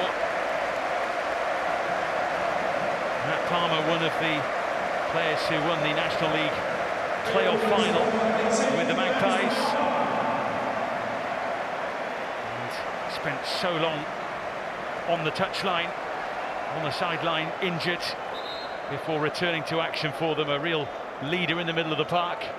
Yeah, I think him and Grant, two excellent changes at this stage of a game when you're leading such experienced campaigners. Palmer's captained the side, copious occasions, been a massive player for them. They bring that maturity now. So I mean, they've just got to see it through with discipline. Coming on for Luca. In the case of Grant, just that extra experience to fill that void in behind Jatta. Minoga. In from Woodburn.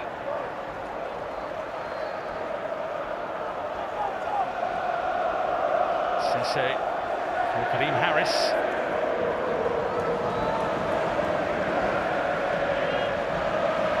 Still going, trying to take a few out of the equation. Woodburn with a long-range hit.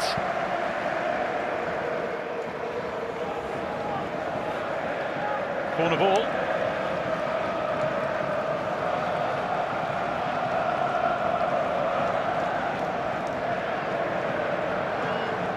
Be such frustration that Salford City haven't been able to impose themselves in an attacking sense on this Notts County side. That missed opportunity right at the start of the second half could have changed things, of course. In from Garbutt. Shatter with the touch away to Jones.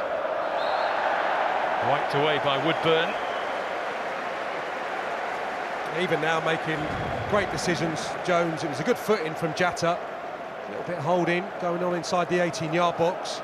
Ness on Graydon, goes down too easily for my money there. If that's the only incident, there's nothing doing there in my mind. It was a good foot away from Jatta. Yeah, cleared by James Bell and Peter Wright, who are on VAR duty today. So the game will be restarted by James Belshaw, who will be drinking this in. Someone who has supported the club since a young boy. His dad Paul still watches every game from the Copper, Meadow Lane. Udo and Osterfield waiting, Perini as well. Beto underneath it though. That's a Notts County free kick. Yopenda sent crashing to the ground. Changes a foot. Muskuya changes a foot.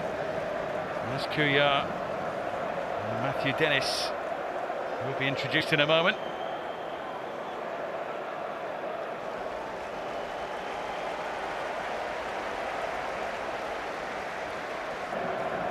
Changes a foot. Muskuya and Matthew Dennis will be introduced in a moment.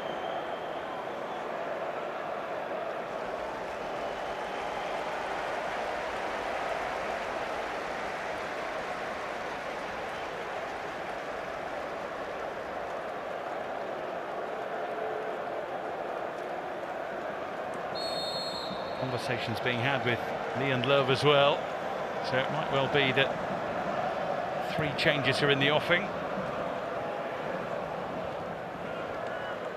Salford City movement as well. There's Jones, helps it on the way with style to Grant. And Jones' ball is an easy take for Young.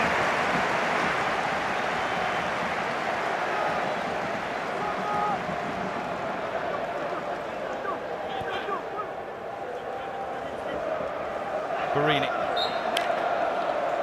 Tackled by Cerula.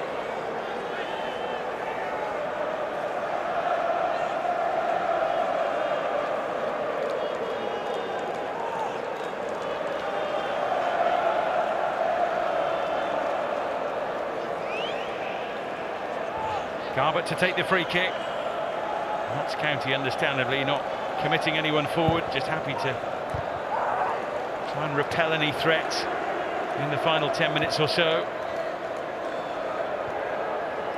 Kept in by Graydon. Osterfield charging onto it. It's gone down in a heap, but nothing is given his way. Tidy challenge from Woodburn. And that's just away from Graydon, who couldn't quite put the brakes on and go again. I just thought that Grant was going to turn that into the space once more. Three, I think, Salford players attracted to him, with Jatta spinning into the space. Had it gone long, he would have been in for a second.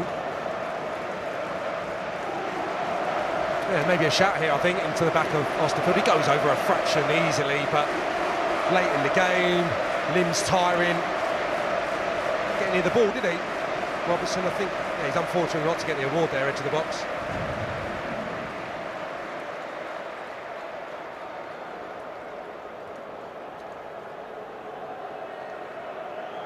So as Osterfield gets patched up, there will be changes made here.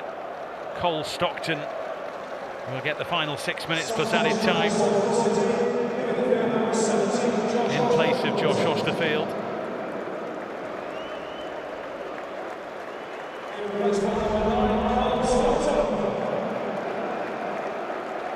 Cole Stockton, a seasoned goal scorer, of course, and has a Wembley victory on his CV, and defeat indeed as well. Started Morecambe's League Two playoff final win against Newport 5 years ago, and lost out with Tranmere in the National League playoff final. A day that could have gone in various different ways has very much gone against Salford City. Notts County with a fine performance from the collective, and indeed from the individuals as well, one of whom is about to be withdrawn. Jody Jones making way. Yeah, he's had an incredibly good afternoon, Jones. On a day like today, when you felt it was going to be cagey and tight early part, especially in the weather, you're looking at the forward players. Who's got that little bit of individual brilliance to take the game to the opposition? He showed from the outset that he was going to be the man today. Supplied that sumptuous pass for Jatta's opener. I mean, he really did add the gloss with that third, all his own doing. Brilliant desire to get into the box, and a very accomplished finish on the end of it. Jones, Jatta and Cerula leaving the field. Couillard and Love and Bennett, those to be introduced.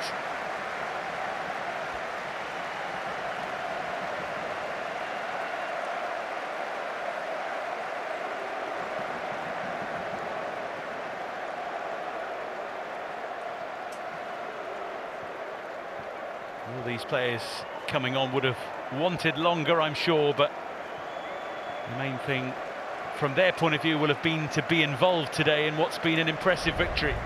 Yeah, of course, just to be in that 18, but I think now for Martin Patterson to have the opportunity to do this, that's so perfect for him, you know, because invariably there's still going to be a few that would have slightly long faces had they remained on the bench, so he's had the opportunity to pretty much get every single one of them on there for a few minutes at least, in front of what is a huge Notts County contingent who are about to go wild.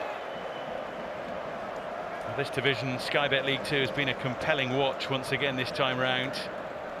With so much on the line right until the very end of the campaign. Indeed, both these teams began the final day of the regular season still in the mix for automatic promotion.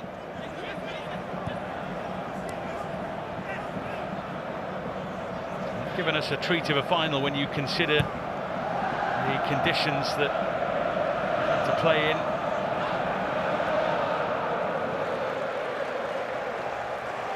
This isn't going to be Salford City's day, it would seem, but there is a feeling that their time will come again. An ambitious club which had built plenty of momentum outside the EFL. And finally, after being stuck in League Two, have shown they are getting closer to stepping out of the fourth-tier shadows.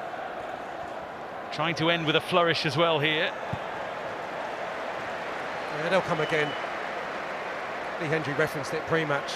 They were a spot kick away from obviously automatic promotion, so yeah, a little bit of, I'm sure, surgery with the squad, and they'll be back next season to try and get that additional 1 or 2 points to make sure they're in the top 3 next season. Yeah, when they were promoted to the EFL, the mindset was firmly that League Two will not do. They wanted to keep improving themselves and proving themselves. They targeted League One and beyond. It's Notts County who are striding forward, looking for number 4 here now.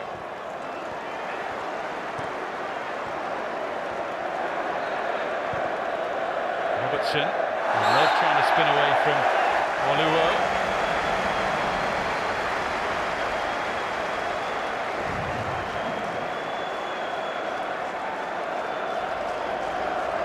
Proved a real able deputy for Jatta towards the tail end of the season, full of endeavour.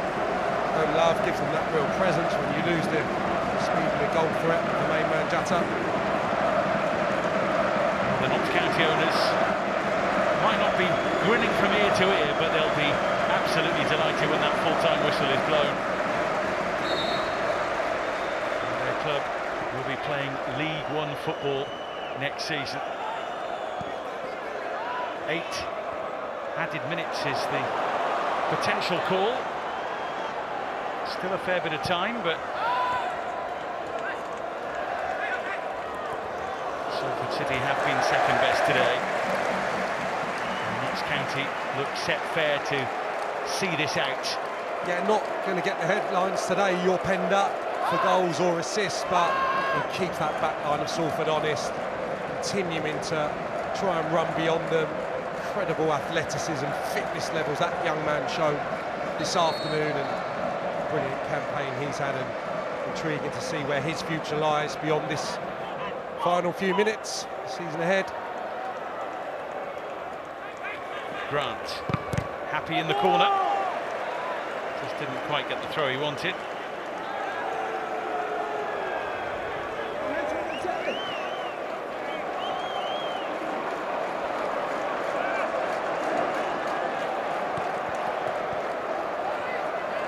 His layoff and build from the back with Garbett. We are going to have 8 minutes of added time.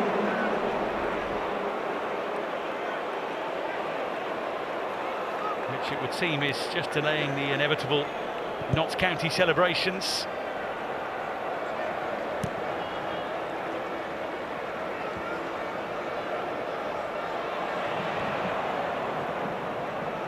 Noga.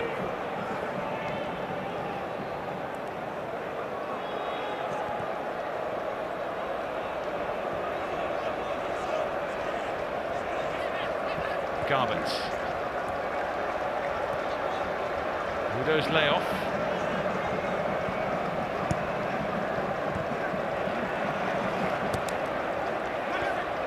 Morris and Sesse trying to keep it.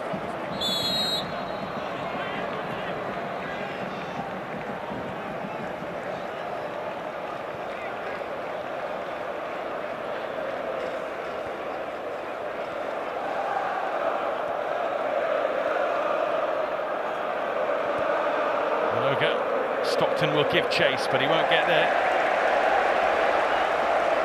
Sam, your player of the match, please, for today.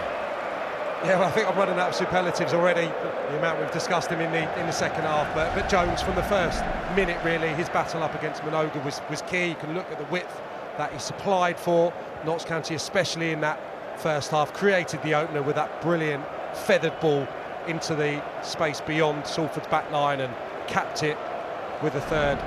All his own work, brilliant finish, a brilliant afternoon for him, the standout player, no question. The standout team, certainly, the one wearing the black and white shirts, Martin Patterson, moments away from celebration.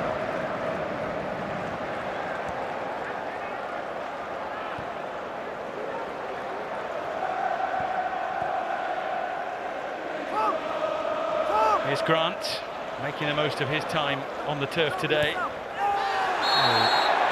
Woodburn snapping into the challenge there, which was ill-judged and unnecessary. Not good at all. You understand the frustration, but channel better than that. Doesn't actually get too much of Grant, thankfully for him, in terms of studs, but it's a sweep, isn't it? Hacks into him. Standing right leg, left leg, sorry. Just buckling, but he looks all right, back to his feet.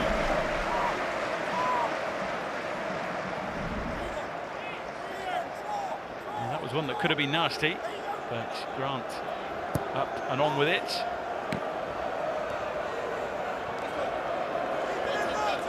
And here he is on the ball, helping it on its way.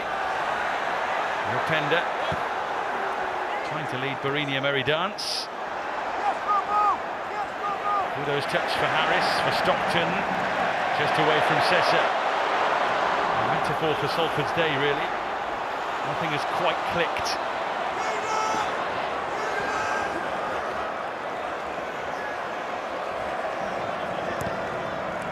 Openda doing his best to allow the time to tick away. Yeah, and that must be one-time body, because he continually, last 10-15 minutes, has been the one. Still full of running, still carrying the team up the pitch, making sure that Salford don't get that glimmer to get the goal, to raise their spirits, to rally late in the piece. Openda superb again.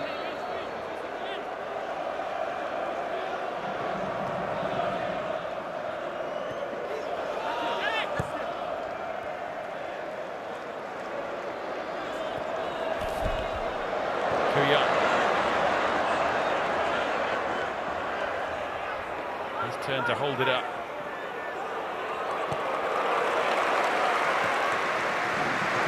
Palmer. And again from Better. And again. Happy to have their own little game for the last few moments.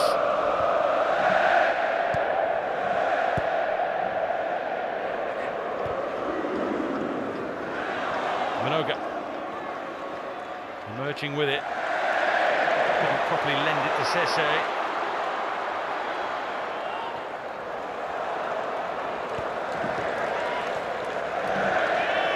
Palmer. Kuya. Robertson. And Openda.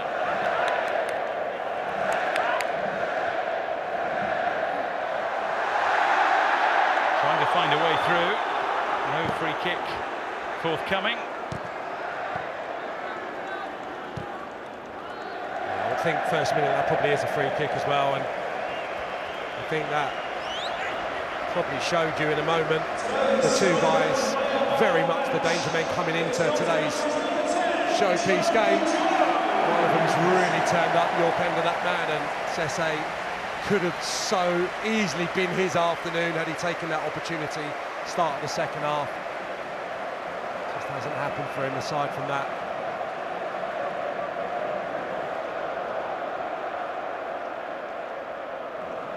Those smiles will only grow bigger as the evening carries on. Looking to carry on here to try and add to the advantage.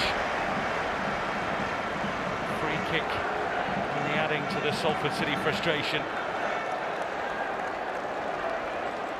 So many in the stands, so emotional after the journey that these in black and white have been on. 11 years away from League One, a near financial collapse, 4 years in the National League in that time. And now the emotion starts to pour out as that final whistle edges ever closer.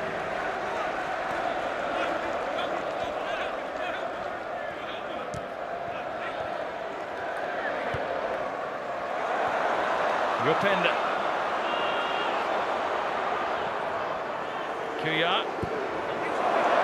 Looking for the spectacular, but only finding the stand. Yeah, that's one thing that's still very much in the mind of especially the players that have come on late in the day to try and get their name on the score sheet in a Wembley final. Kuya, the latest to try his luck. Openda just couldn't angle it into a position where he could let fly. It's still full of running. He's got stronger and stronger as the afternoon's gone on, somehow. Belshaw just watching that one away.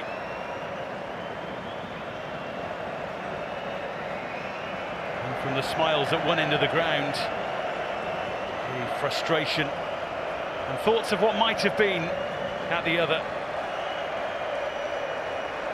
Right now it's hard to think of picking yourself up, dusting yourself down and going all over again.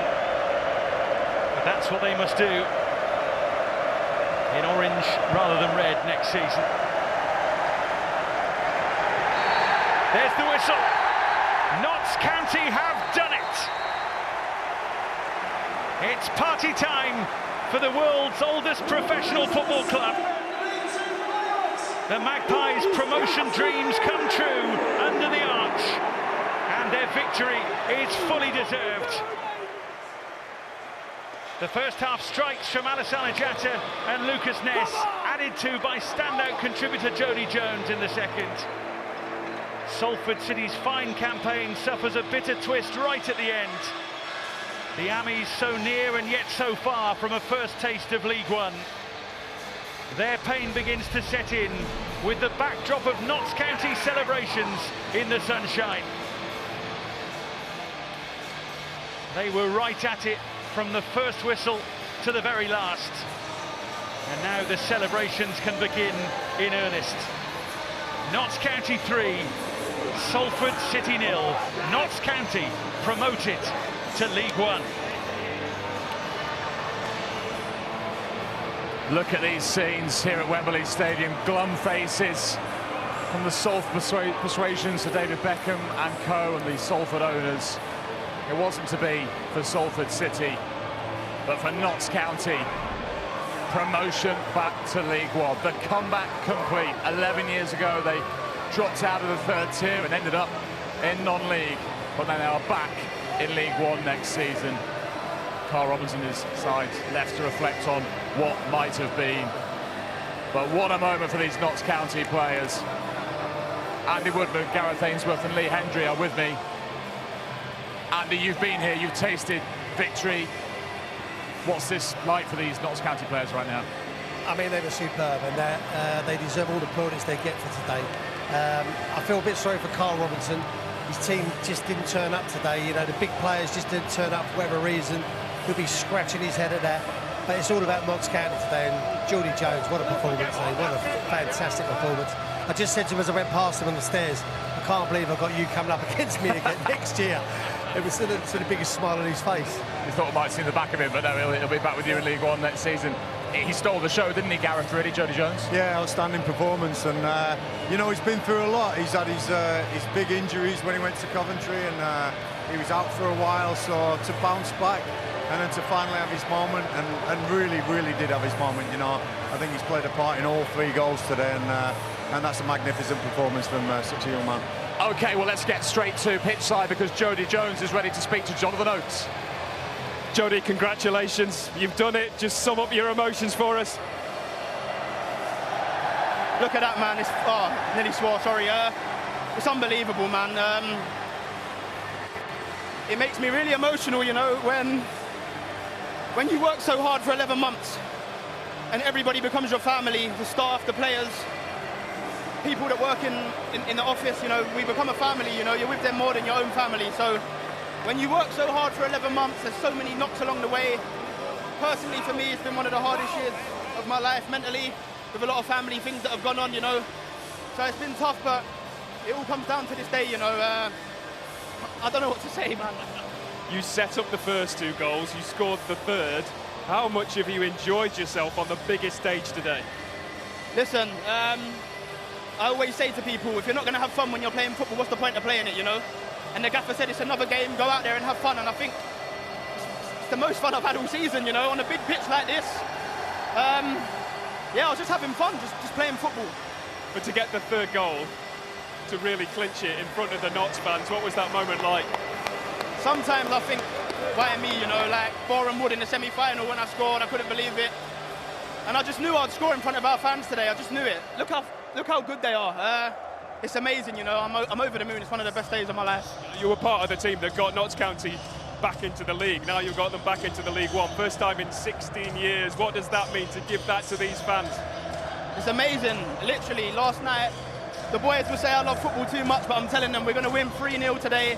Said it, we're going to have too much quality for them. I knew we did. They done the double over us. So did Chesterfield, but this is when it matters, you know. And we have more quality, we worked harder, and we came out on top.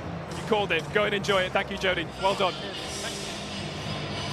There we go, Jody Jones. What a game he had. Lee Hendry, I mean, any young lad dreams of playing at Wembley and maybe being the hero for his team, and he was that today. Oh, he was, mate. From the start, I mean, let him enjoy his moment as well, because he deserved it. And I think he made a really big point there, didn't he, saying, you know, if you can't enjoy football, you know, what's the point in playing? And to tell you something, he did enjoy himself today. Every time he got on the ball, he was productive, he was excellent, and he got his goal that was well worthy of it, as he just comes over to say hello to everyone. Great goal, mate. Well played. It was superb, Jules, and deserved. Enjoy the plaudits. This is what it's all about. Yeah, it was a lovely moment. High fives all round. We're going to go straight back to Jonathan. I think he's got some more reaction for us. Lucas, congratulations. A goal, clean sheet, 3-0 win in the playoff final. How good a day have you had? You couldn't write it, really. It's absolutely unbelievable. I wouldn't want it to go any other way. And you know, we've got such a great group of lads. Look at the fans. I mean, they deserve this. So yeah, absolutely buzzing. Your goal was a training ground routine, wasn't it? How hard have you been working on that? Surprisingly, not a lot. Really? It's sort of we do it a few times where, you know, there's a block around the back, and I just thought, why not just gamble? And then I saw the ball loop up in the air and thought I'd just go and attack it, and I was delighted when I saw it go in the goal. What was it like to play today? Because the heat is absolutely unbearable. It's hard enough watching, so what was it like to play it? Really tough. I think you might have seen me cramping, I don't know, 60 minutes in, probably the worst cramp I've ever had in my life. But that's to do with the occasion, the heat, and yeah, it was tough, but we got through it. How much are you looking forward to lifting this trophy now? I can't wait. We're going to have such a special night and such a special few days, so I can't wait. Go and do it. Thank you, Lucas. Well done. Cheers. I can let you know that James Belshaw has just come over to the Notts County fan and shaken all our hands. I mean, Gareth, he's a County fan. I said he's been here as a supporter. He's been here and beaten County with Harrogate. Now, he's a match winner at Wembley. What a day for him as well. Yeah, and honestly, I'm going back to Andy before the game. He didn't have much to do. He had to switch on keeper line. I have to agree with you on that. He wasn't tested. I was astounded that Salford didn't test him more than they have. They've been great all season. They've scored many a goal. But today, you have to credit that Notts County defence. They were superb the way they squeezed up, the way they put pressure on the Salford team. And all James had to do really was stay focused, get ready for anything. Nothing came, and he becomes a winner today. And I'm sure that, I think they sat in his dad's seat at the Notts County ground. I'm sure he's going to try and find his dad today somewhere as well. Yeah, I mean, a lot of focus, of course, on Jody Jones and co. But Andy, what about the defensive work we've seen from Notts County over 3 games? Clean sheets in both days against Chesterfield, and to shut out Salford in the way they did as well today. Yeah, they was absolutely faultless. Me and Gareth were watching up there, we were just saying, you know, was it the lack of quality from Salford that made it easier for them, or was they just absolutely on it from word go? And I think the latter, actually, because they just didn't give up any ground anywhere. They didn't lose any headers, any second balls, and it just looked like a complete unit together out there. And yeah, credit to them and credit how they set up. Clean sheets get you promoted. I've always said that. Yeah, at times they look quicker. They look quicker to close people down, to win the second balls. And yeah, sorry, Lee, cutting across you there, but that's was my view from above there. No, exactly the same. I just thought, you know, from day dot, you know, once that whistle went, I thought they were Mangasi. I thought every step of the way, as you touched on, those second balls were so important, because that's what Salford really thrive off, don't they? You know, that direct sort of ability to put it into forward areas, picking up the pieces, but that wasn't allowed today, and that's credit to every single player out there in the Notts County team. Salford couldn't land a glove on them whatsoever, and I feel that was just because they had that extra little bit. Patterson, you know, he must have set his team up to do that against a great team. But like depending on his thoughts right now. Yeah, we'll come to that, Andy. We'll come to that. My apologies, because it's all happened. You can see the Notts County players jumping up and down. They know the moment is nigh. They're about to get their hands on that trophy. They've just run in this heat for 90 long minutes. Don't know how they've found the energy to get up those 100+ steps, but when you just won promotion, you find that spring in your step, don't you? And they're about to get their hands on that trophy to confirm they will be playing League One football next season. Let's rejoin your commentary team for this trophy lift. It's back to Sam and David. Thank you, Jules. Well, with this game, we complete the lineups for Leagues 1 and 2 for next season, bringing the curtain down on the chaos of the playoffs and the EFL campaign as a whole. It'll prove to be the end of the road for some at their clubs who'll depart with various emotions, memories, and in some cases, promotion party stories.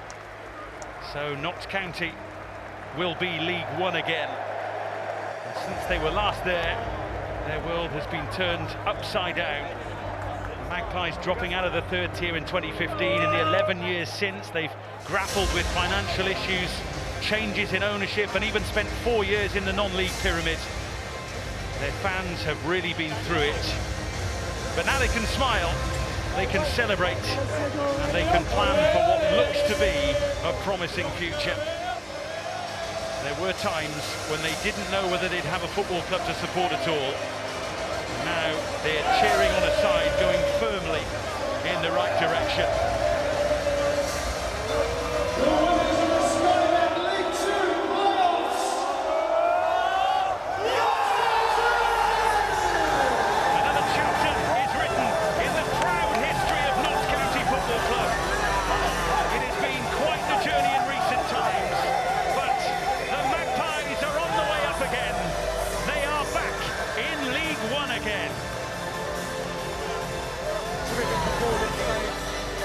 For 90 minutes, superior in every department, a brilliant playoff campaign orchestrated by Martin Patterson, brilliant in those 2 legs against Chesterfield, and a very different Notts County we saw here at Wembley today, a bit more expansive, a little bit more open, but different ways to hurt the opposition. They can play the intricate football, and with the running power of your Pender, Jatta, Luca, they can hurt you as well in that manner. So despite losing in the semi-final this time last year, huge credit for what was something of a rebuild, losing 2 centre-halves during the season, the recruitment, getting your Pender and Luca as well, this new technical board that everyone was a little bit sceptical about, Martin Patterson's appointment, having not done brilliantly during that spell at Burton. So a lot of joined-up thinking, and the hierarchy that we've seen in the picture across the afternoon. Those brothers deserve an enormous chunk of that credit as well. A special afternoon for all of those in black and white, and a big victory in the energy-sapping sunshine. It's Notts County's day.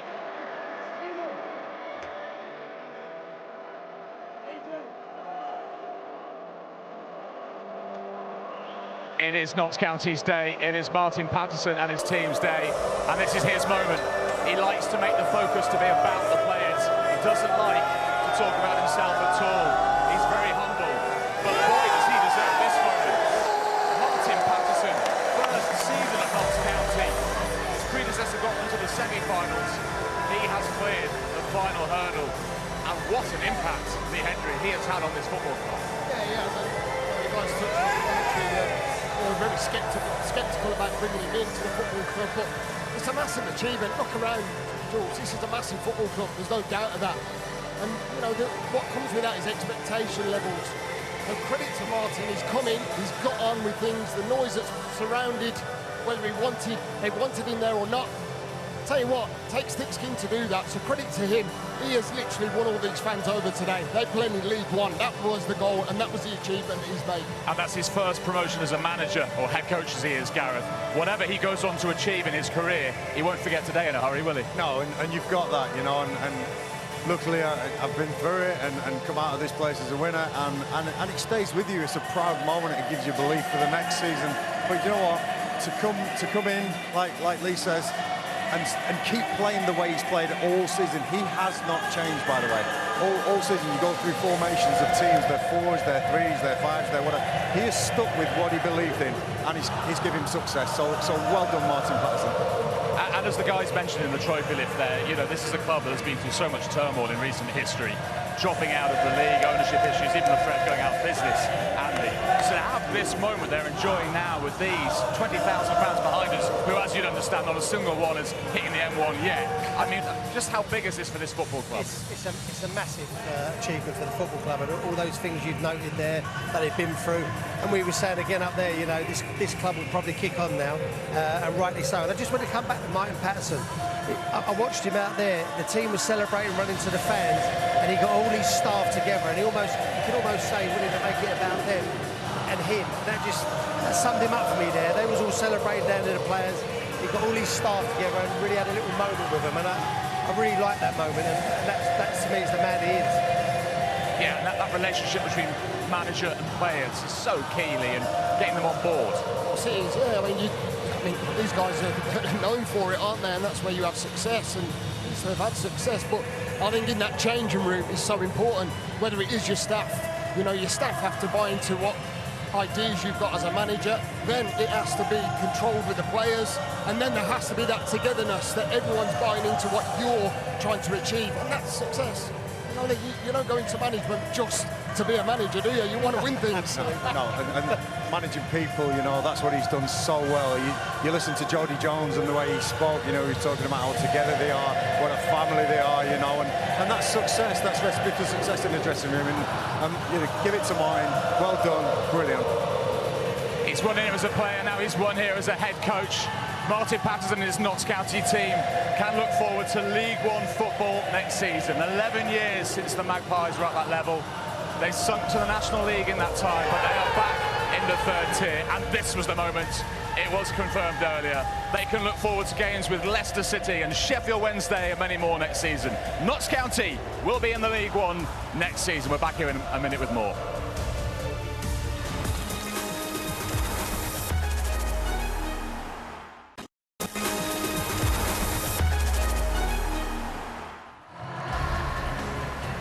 Nine long months all came down to this one final game at Wembley Stadium, and Notts County most certainly grabbed the opportunity with both hands, beating Salford 3-0 in this League Two final. Cue the champagne moment.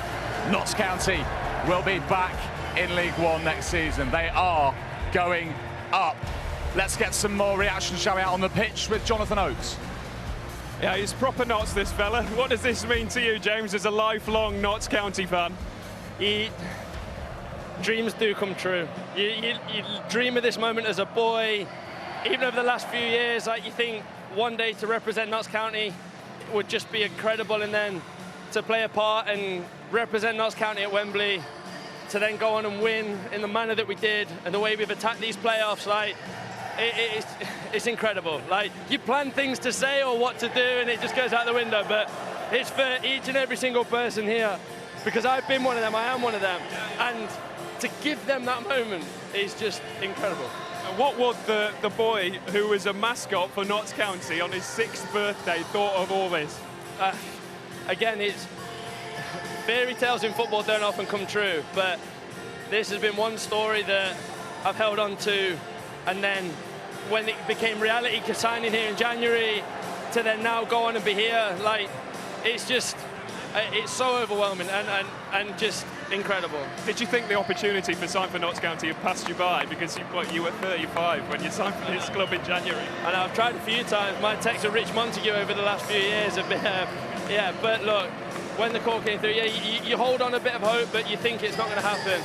And then to come here to do what we've done with this group of men, with these supporters, this football club, it's just, yeah, just absolutely incredible. I can't put it into words. Of course, you have played against Notts County when they've lost in a playoff final before. You broke your dad's heart that day, didn't you? Do you think he'll forgive you finally today? Where is he? Do you know? So they're all over there. My dad's living there. It's my little daughter's 3rd birthday today, Isla. So I think she'll be proud of Daddy. She's there. So yeah, just to give them that moment, people who supported me for my whole career, to then now be here. And yeah, towards the end probably. I've got a few years left in me, but these moments are special, and to do it with this incredible football club in front of my family and to give them that moment is just, yeah, a real honour. Talk to you about this all day, James, but we won't keep you any longer. Congratulations, go and enjoy it. Thank you very much, thank you. Yes, we'll leave the Notts fan, James Belshaw, the goalkeeper, and we're joined here by the head coach, Martin Patterson. Martin, wow, congratulations, you've taken your team into League One. How are you feeling right now? Yeah, just one of gratitude, and you know, I had a little moment near the end, even at 3-0. You can take nothing for granted. I think when you're young like me and you're coming up and you're competing against senior managers, you have to first be respectful, but there's two sides of this. You know, not sympathy, but empathy goes to Salford. Great team, really competitive, beat us in the league twice. So we knew we had to work really hard. And I thought we were, from start to finish, excellent today. May the 25th is quite a big day for you. May the 25th, 2009, you won here as a player. May the 25th, 2026, you win here as a head coach. How does it compare? How are the feelings comparing right now? Very different. I'm slightly more tired than I was as a player because I was fit as a fiddle. But it's a combination of 11 months of hard work and, you know, I'm only 18 months into my career, so I don't know all the answers, but I know one thing, this is hard, it's tough. There's lots of pressure that come with it. There's an effect on your family life, whether people admit it or not. And I'm just absolutely delighted for me and my family and for the football club, the supporters and the owners. Yeah, Martin, congratulations first and foremost, and I'm going to mention your staff. I saw you have a moment with your staff out there, which I thought was credit and class by you, because they're the unsung heroes. What did you say to them, if you don't mind me asking? Well, you know, I just said, in moments like this, everybody thinks intrinsically all about me, me, me. Without them, you know yourselves, we can't do it. We can't do it, and we can't do it well, because sometimes they have to tell you when you're not quite always right, and we're never always right. So I give Andy Edwards the trophy, Sam Slocum, Smudger, my goalkeeper coach. I want them to have the trophy as much as me, because it's a combined effort, and I'll be honest with you, most days I do very little until the latter end of the week. And I want them to enjoy it just as much as me. Keep that doing little between me and you, though. We don't have our owners knowing that. You don't want that secret out. Martin, well done. I thought today your team had legs. They won so many second balls and attacked really well. Is that something you worked on? Is that something you planned for? Or did you just rely on your players? Or a bit of both, you know? Yeah, well, we had a bit of a sticky patch just coming into chasing the top three. We had a bit of a sticky patch with injuries. And then I thought at times we were a little bit too honest, a little bit too green. So when I watched the games back, I thought that we have to be a little bit more structured, a little bit more controlled, and not always just focus on ball, ball, ball, but go, you know what? Having a little look at the teams that finished in the top three, they get clean sheets. So we've been working over the course of the season about being a little bit more defensively, or shall I say, being more improved on the defensive end.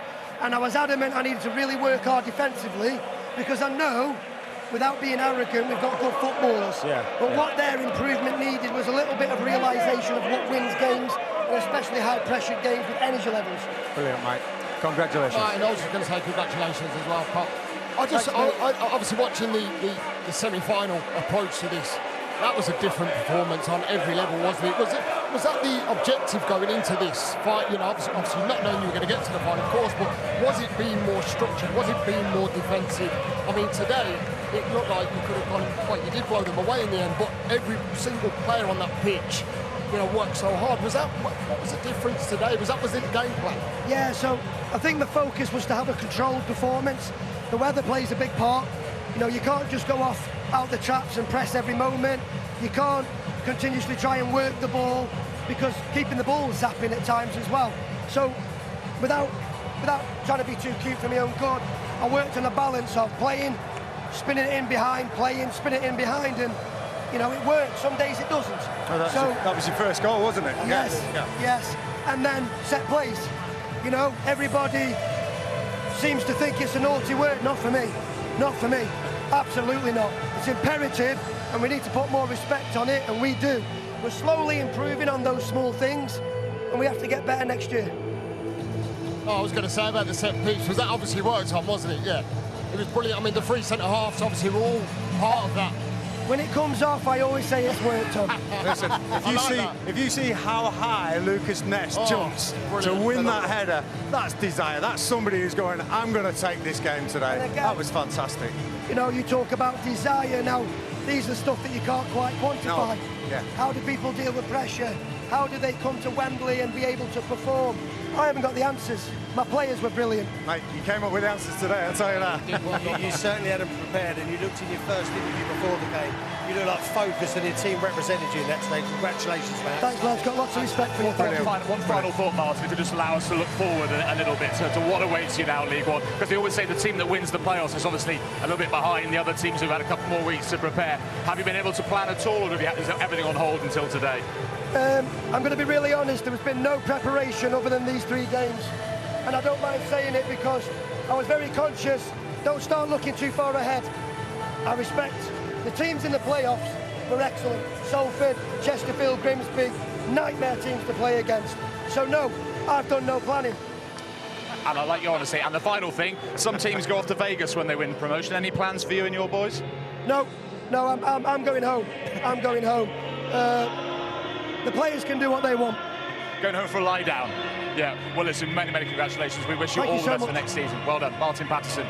What a moment, and as he said, not only his first year in charge of Notts County, but only 18 months into his role as a head coach as well. He goes off to continue the celebrations. Look at all the Notts fans still behind that goal. A few have maybe headed off, but most of them are still here. And I mean, he is just, Gareth, so humble, isn't he? Yeah, you know what? He's a Stoke lad.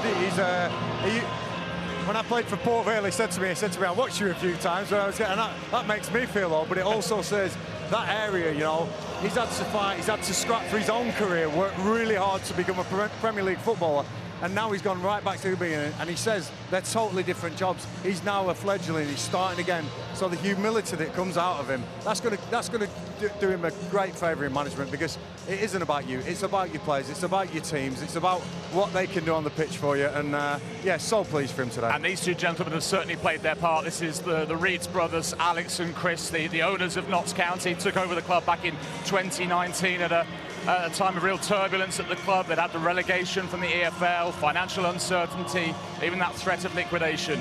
In they came, bought the club. Football data and stats is their background, and they've certainly crunched the numbers and put 2 and 2 together and got promotion by the playoffs today. It has been some run under them. 2 finals at Wembley, 2 victories since they came in, and they will now be making their plans with Martin Patterson once he's had that lie down in a dark room for next season in League One. Look, we've got so much more reaction to bring you from Wembley Stadium, where Notts County on this boiling hot day are basking in the glory, their moment in the sun. They are heading to League One next season after promotion in the League Two playoff final. The players and the fans united in celebration. Rejoin us here for plenty more reaction at Wembley in just a few minutes' time.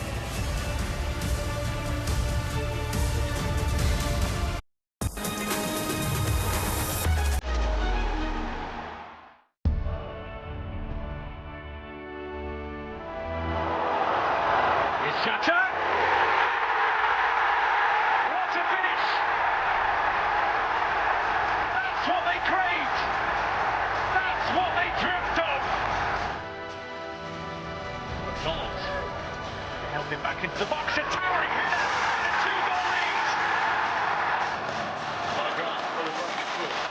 Come on, looking for Chatham, Jones is striding through. Journey Jones stepping up. Notts County surely going up. There's the whistle. Notts County have done it. It's party time for the world's oldest professional football club. The Magpies' promotion dreams come true under the arch. When you see images like that, and when you hear people say it's the best way to go up, that tells you why. Look at this moment. For Notts County, Martin Patterson and his players. Champagne everywhere here at Wembley Stadium. That 3-0 win over Salford City sees them promoted to League One next season. 11 years since they've dropped out of the 3rd tier of English football. Just a few years ago they were a non-league side, but now they are back and will line up in League One next season. And delighted to say the co-owners of Notts County, Alex Reeds and Chris Reeds, join us here live on Sky Sports. Gents, very good afternoon. Welcome along, and congratulations to you both. You've just been over there with the fans. Alex, what was that like? Yeah, it was an incredible feeling. You know, so much work has gone into a season like this, and to finish it off like this in front of 20,000 Notts County fans is yeah, an incredible feeling, and yeah, very special to do it here at Wembley. Yeah, well, and you're getting used to it, aren't you, Chris? Because 2 promotions since you came to the club, and both via the drama of the playoffs. Do you like it that way? Yeah, I think we prefer to go the hard route to be able to celebrate with a trophy in the end. But yeah, it's great to be back at Wembley here. So less nerve-wracking than last time, fortunately. So. Yes. Yeah. What about the game? What did you make of it then, Alex? I thought it was a very good performance. I think we passed the ball really calmly on the pitch, and yeah, really good, strong performance by all of our players today. Chris, talk to us about the job your head coach, Martin Patterson's done. He's just been stood here. He is so humble. He tries to deflect all the praise away onto his players and coaching staff. But I remember when you appointed him in the summer, there were a few eyebrows raised. No one's questioning you now, are they? No, I think he's done a brilliant job, Martin. He's been very good to work with from our point of view, and he's really improved the team throughout the season and got them to, I think, the culmination of his work today, where I think he set the team up brilliantly and passed the ball around really well. And yeah, well done to Martin. Guys, congratulations, by the way. Thank you very much. Are you now planning for next season? You're going to enjoy this? Is the cogs turning already for what you're going to do for next season now, or are you going to give yourself some space to enjoy this one? Because I know you're very on the data. You're very driven to make the club better and progress all the time. So you're going to give yourself a bit of time, or you bang straight on it? I think we'll definitely give ourselves tonight. Tonight, yeah. But yeah, soon definitely the preparations Okay. will begin. Yeah, we have had some. And what will that look like? What's the aspirations? Is it too early to say, or do you? I mean, the following you had today is just sensational. You know, when you look at the Salford City contingent, you've probably outdone them about 4 times. So the potential is huge for this football club, and I think that's it's amazing support, and it shows the backing that the club has. And, Brilliant. Yeah, I think we'll. I mean, we will. I don't think our plans change too much whether we are in this league or League One. But I think, of course, being in a higher league, we need to make some changes. But the general plan stays the same. Of course. Congratulations. Yeah, thank you very much. Yeah. Thank you. Just congratulations Thank first you. and Thank you very foremost. We've much. been on a similar journey, our two clubs. Credit to your support was amazing today.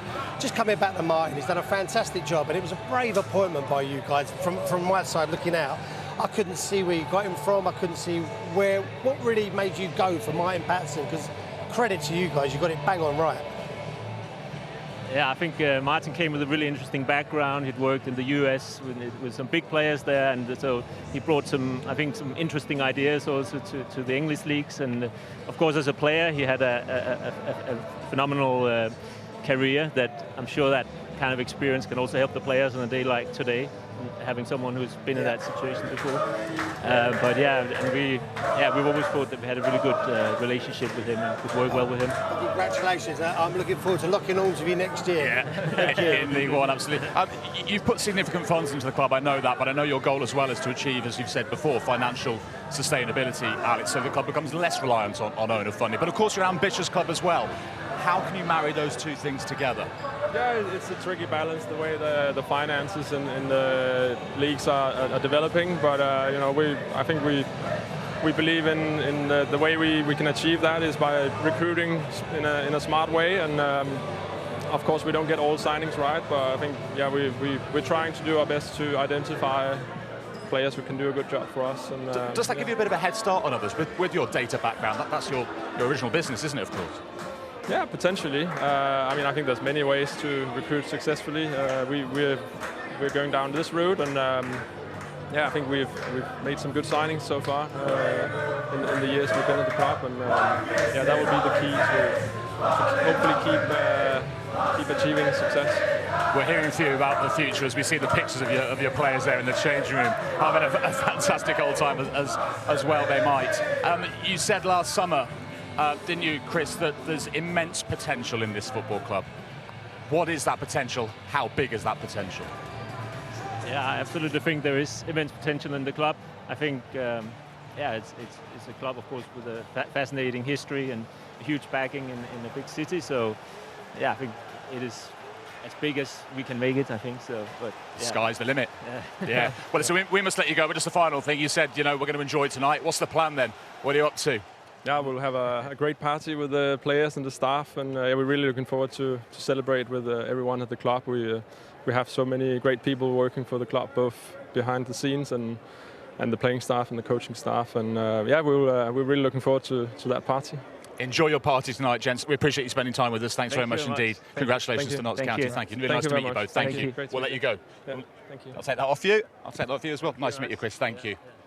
as the Reeds brothers leave us to go and reunite with the players and Martin Patterson and really join together and celebrate this moment. Let's just have a look back, shall we? A look back on what happened this afternoon and how Notts County won that final 3-0. Was it more one-sided in terms of the scoreline than you were expecting, Andy? Yeah, it was, but I think it was about the big players turning up, Gareth. Yeah. And look, Jody Jones, where we call him, I get his name wrong every week. My staff will be laughing at that. He was fantastic. And then, you know, we said about Jatta having a bit of a barren spell. I mean, he didn't look like it there, did he? He was fantastic all the way through the game. The big players turned up for Notts County, and I think that's credit to them and credit to the manager. He looked like he had them completely focused. And Lee, how much do you think? I mean, that's the first goal from Jatta, 17 of the season for him. He's so often the man to deliver the big goals. And ironically, of course, he was the player who got sent off in the first leg of last year's semi-final. And in this year's final, he scores the first goal. So he got the first, and then with the second goal, Luca Ness scoring that. How much do you think the timing of it really maybe knocked the stuffing out of Salford City just before the break? Yeah, well, they always say, don't you, if you can go get a goal just before the half. I mean, this is their second one, though, and I think the Ness goal was well worked. There was a little bit of a block on there that just freed up space there for McDonald just to reignite that ball back into that area, and then it's an outstanding header. It really is. It doesn't get enough credit for what he actually does, because he makes that run, and then defensively it's hard to deal with because he's got the run on the defenders, and then he's got to execute the header, which he does brilliantly, and that you felt was game over more or less, because I just didn't feel that Salford had anything to offer at all. Yeah, and the half-time team talk, Gareth, then changed, I guess, for Carl Robinson. Trying to get your team back from 1-0, 2-0's a different story. Yeah, he made a change. Obviously, he brought Woodburn on, and then it changed to a 2 up top, which I think people were saying they'd been crying out for. But then this happens, a change from Notts County. Grant breaks down the right, pulls it back, and when I talk about the running and the sharpness of Notts County, Jody Jones is just a pure example of this. Look, he's not giving it up. The cross comes in, he probably goes for the centre forward, pulls it back, but Jones outdoes Grade in there, and that's not an easy finish, by the way. Not in front of the pressure of this game, in front of your home fans, the Notts County fans. That is not an easy finish, and he's finished it solo and deserves one of the match. I was just going to say that the Jatta run, you'd expect him to go and make that near post run, wouldn't you? Yeah. Because you're expecting a ball being flashed right across. Garbutt got switched off here, Dan, that's where all the space come in. But you have to say, Jody Jones, I mean, where he's ran from there, that just showed how much desire he wanted to get in the box. And he said he was going to score in front of these fans, which he did brilliantly. And that was down to his endeavour to go, right, I'm going to get in front of my man. I'm going to put the game to bed. We heard from James Belshaw. What a moment for him as a Notts County fan. As a keeper, would he have liked to have been a bit busier? I mean, he did make a save at the start of the second half, didn't he? That was a really important save, let me tell you, because if this goes 2-1, it's a different game. It gives them a lift, and they get a bit of belief. Brave save. I'm really chuffed for James. He's 35. He said there, I'm at the twilight of the end of my career. He was fantastic, and he's been a big part of their success, because I felt that was the position they was really struggling in when we played them, and they went and got him, and credit to them, their data's worked out perfect if that's what they went for with James, for sure. It's a huge moment. If that goes to 2-1 just after half-time, big save. It's game on. Yeah, I love this when he said in his interview to us in there, he said, I've been one of them, I am one of them, and he gave that interview in front of the 20,000 Notts fans, and now he's the ringleader, isn't he? He's making sure that they're going to enjoy every moment of this. He wasn't running about, he's got all the energy. Look, all the other lads are sat down. Hey, he's got a suntan anyway, because he's been there with his sun cream on. It's not as easy as it looks, I'll tell you that. Goalkeepers, you do. I'm an outsider looking at these sort of scenes. I mean, what's it like to be involved in it? What's going to happen for them tonight in the summer? What's it like for them? Yeah, it's brilliant. There's no other feeling like it. When you say, how do you want to get promoted? Do you want to do it automatically? And I know Andy said the break's great, you get a bit more of a break, but this day is so special, and in the Wembley dressing room and everyone together, and the party tonight, as the owners are saying, they're going to put one on for the boys. It's just a fantastic occasion. You never forget this day in your career. And I think what's great when you win it here, and it is brilliant when you win it here, your family can enjoy it with you as well. It's so great. They're all going to be waiting for them in the hotel, and they're going to enjoy it with them. And they're the people that put in the hard yards, the mums and dads that drive around everywhere, the brothers and sisters. I think Martin said, didn't he? Don't discount how much it takes on your family this game. That's players and managers alike, and pundits, Lee. So I was a player once, but I never won here at Wembley. That's why I've got nothing to say about that. Much more from Lee, from Gareth and Andy to come as Notts County enjoy their celebrations. What a night they're going to have. But of course, we say it's the best game to win, but it is the worst one to lose. And Carl Robinson now knows for a second time what that feels like. Beaten here with Oxford 6 years ago, and the same story with Salford today. We'll hear from him next.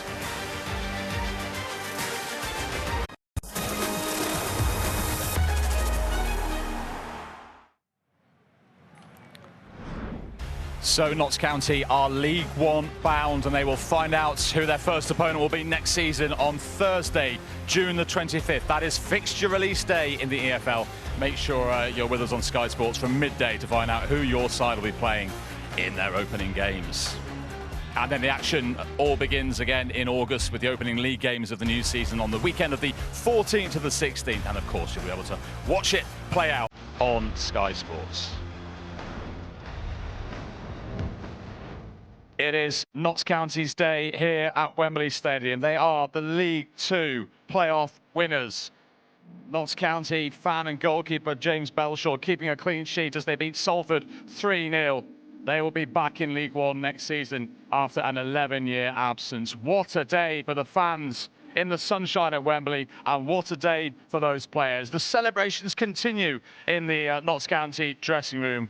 9 long months brought them here to Wembley, and it was all worth it for them. But it's a contrasting emotion for Carl Robinson and for those Salford fans. It wasn't to be their day as they suffered their heaviest defeat of the season on the wrong occasion to do so. 7 attempts to get out of League Two. They will try again next season. Let's hear from Carl Robinson now with Harriet Pratt. Carl, you've been on a real journey with this side, a heartbreaking way for the season to end. Just talk me through your emotions and the emotions there in that dressing room. Low, hurt. I think what we've said consistently all season, we've been the best version of ourselves. I think today we got beat in most aspects of the game. We credit Notts County. They turned up, they took the chances when they came along, and in all areas they were the better team. Excuse me, I have no other words than that. You have to be respectful in defeat. You have to be honest in defeat. And sometimes as managers we look for excuses to cloud other people's judgment. But the honest truth is that we got beat in all areas today. And that's not like us on the biggest game of the season. Just 1 point separated the two of you in the league come the end of the season. And you say that you got beat in all areas of the game. What do you put that down to? Because to me it looked like there was just moments where you became undone, like a set piece, a ball over the top. Attend to the detail at moments when the game gets erratic. We didn't stick to a game plan. It's like certain things got carried away with that. It's hard to put your finger on things. I think you spoke to me just before we came into this interview about how difficult these moments really are. They are because they care. And sometimes you can over care, sometimes you can under care. And I think today in certain aspects of our game we just weren't good enough. We were erratic in our thought processes. And I am still proud of them.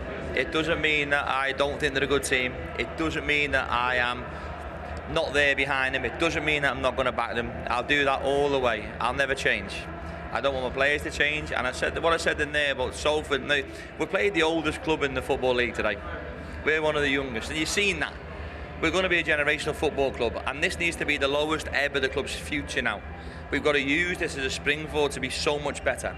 From the most amount of points, the most amount of wins, the highest they've ever been, to the first Wembley final, to the 4th round of the FA Cup. They've been incredible all year. We were tipped at the last game of the season where we should have had a penalty. We didn't get that. And every single one of my players have always give their all. And I want to thank them for that. I want to thank the football club. I want to thank the supporters. And I apologise, and we apologise, to know that today we were just not good enough. You've spoken about the never say die attitude of this team. You reference it there, using this to come back stronger. I know you have to take a bit of time, let it all sink in, but how much confidence do you have that you can go again, regroup and achieve what you want to next year? What Salford's outstanding at is responding. It's outstanding at being a better version of itself when things go wrong or against it. And that's the city and the football clubs aligned in them sorts of messages. So we have to be better. because today, and what we are today, wasn't good enough. And sometimes it's easy to coach as managers. It's the easiest thing in the world to put things together and to speak up rotations. But sometimes our job is to make sure that you stay true to what the purpose is, and not deflecting and going to be something that you're not. And we'll be even better because of it. And the football club will just keep improving year in, year out. It's the message from the people above me. It's the message that filters into the dressing room. It's the message for our socials to go to the fans. Thank you to them. We apologise. And the next time they see Salford, they'll be even better than what they are today. An apology to the Salford fans from their manager, Carl Robinson. Incredibly honest reflection of what happened today. Andy, talk to me what will be going through Carl's head. You've worked all season long, you get to this game, and then, as he said, they just weren't good enough on the day. How hard is that going to hit him? Yeah, it will hit him hard. It looks like it has already. I mean, it kills you, it really does. And I thought that was an honest interview, and I know sometimes you've got nowhere to go, but it was very honest. There's one thing he said in there, which, you know, the highest they've been, etc., the FA Cup. I'm telling you, that FA Cup, I don't want to put the FA Cup down because we love it as fans, but it really hurt us when we got in there. And I wonder whether if they'd have been out of the FA Cup, they might have had a few more points in the league, and they might reflect on that as a moment in their season that cost them probably going up automatic, thankfully for us. But I really feel for him, and it'll be tough for them as a group of players and staff. Yeah. To come back for that. It's hard into you to give that, isn't it, Gareth? I've done it, yeah, I've done it. Sunderland beat us about 4 years ago, I think. We totally got outplayed that day by Sunderland and 2-0 defeat. And I can take a few comparisons from that game. I thought Notts County were far superior in all aspects of the game today. And for Carl to come out and give that interview, I think it's very, very strong, very powerful of him. He's a great guy. He's a good manager. He gets success in teams, but it's a horrible place to be. You don't know what to say. He doesn't need to apologise to the fans. The boys gave everything. He's given everything. They just outdone today, and that's give all the plaudits to Notts County. I mean, they are getting closer.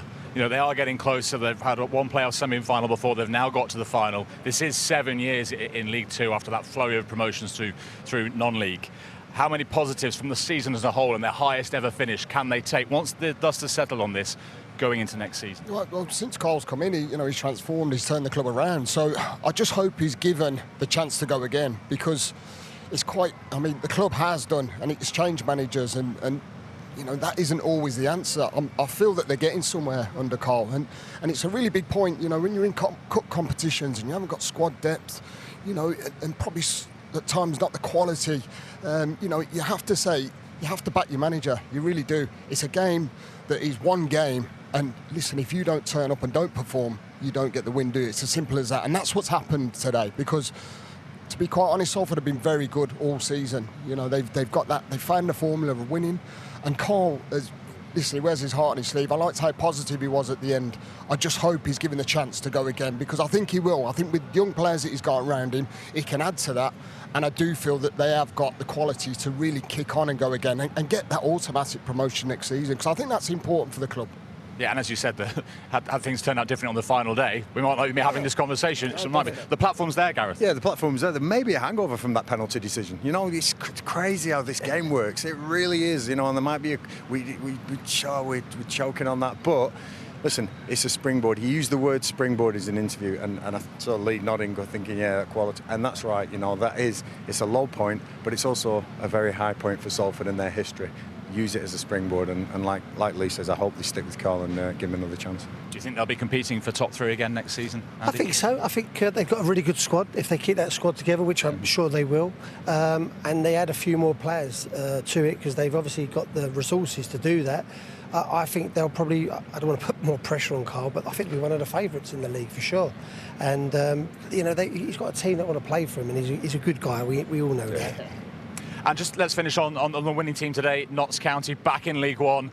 Lee, what do you think the plan will be as they continue to celebrate? They don't want to leave that change room, do they? What will the plan be for next season? How ambitious can they be? Well, I mean, you listen to the owners there, and they're very sceptical, aren't they, about where they're going to go? And I suppose they've got to sit down, they've got to have an idea. But we've seen, the turnout today here for Notts County. It's a massive football club, Jules, and I think with the competition in League One, yes, it's going to be difficult, but You have to find a formula now of taking that step up, because it is going to be a step up out of League Two.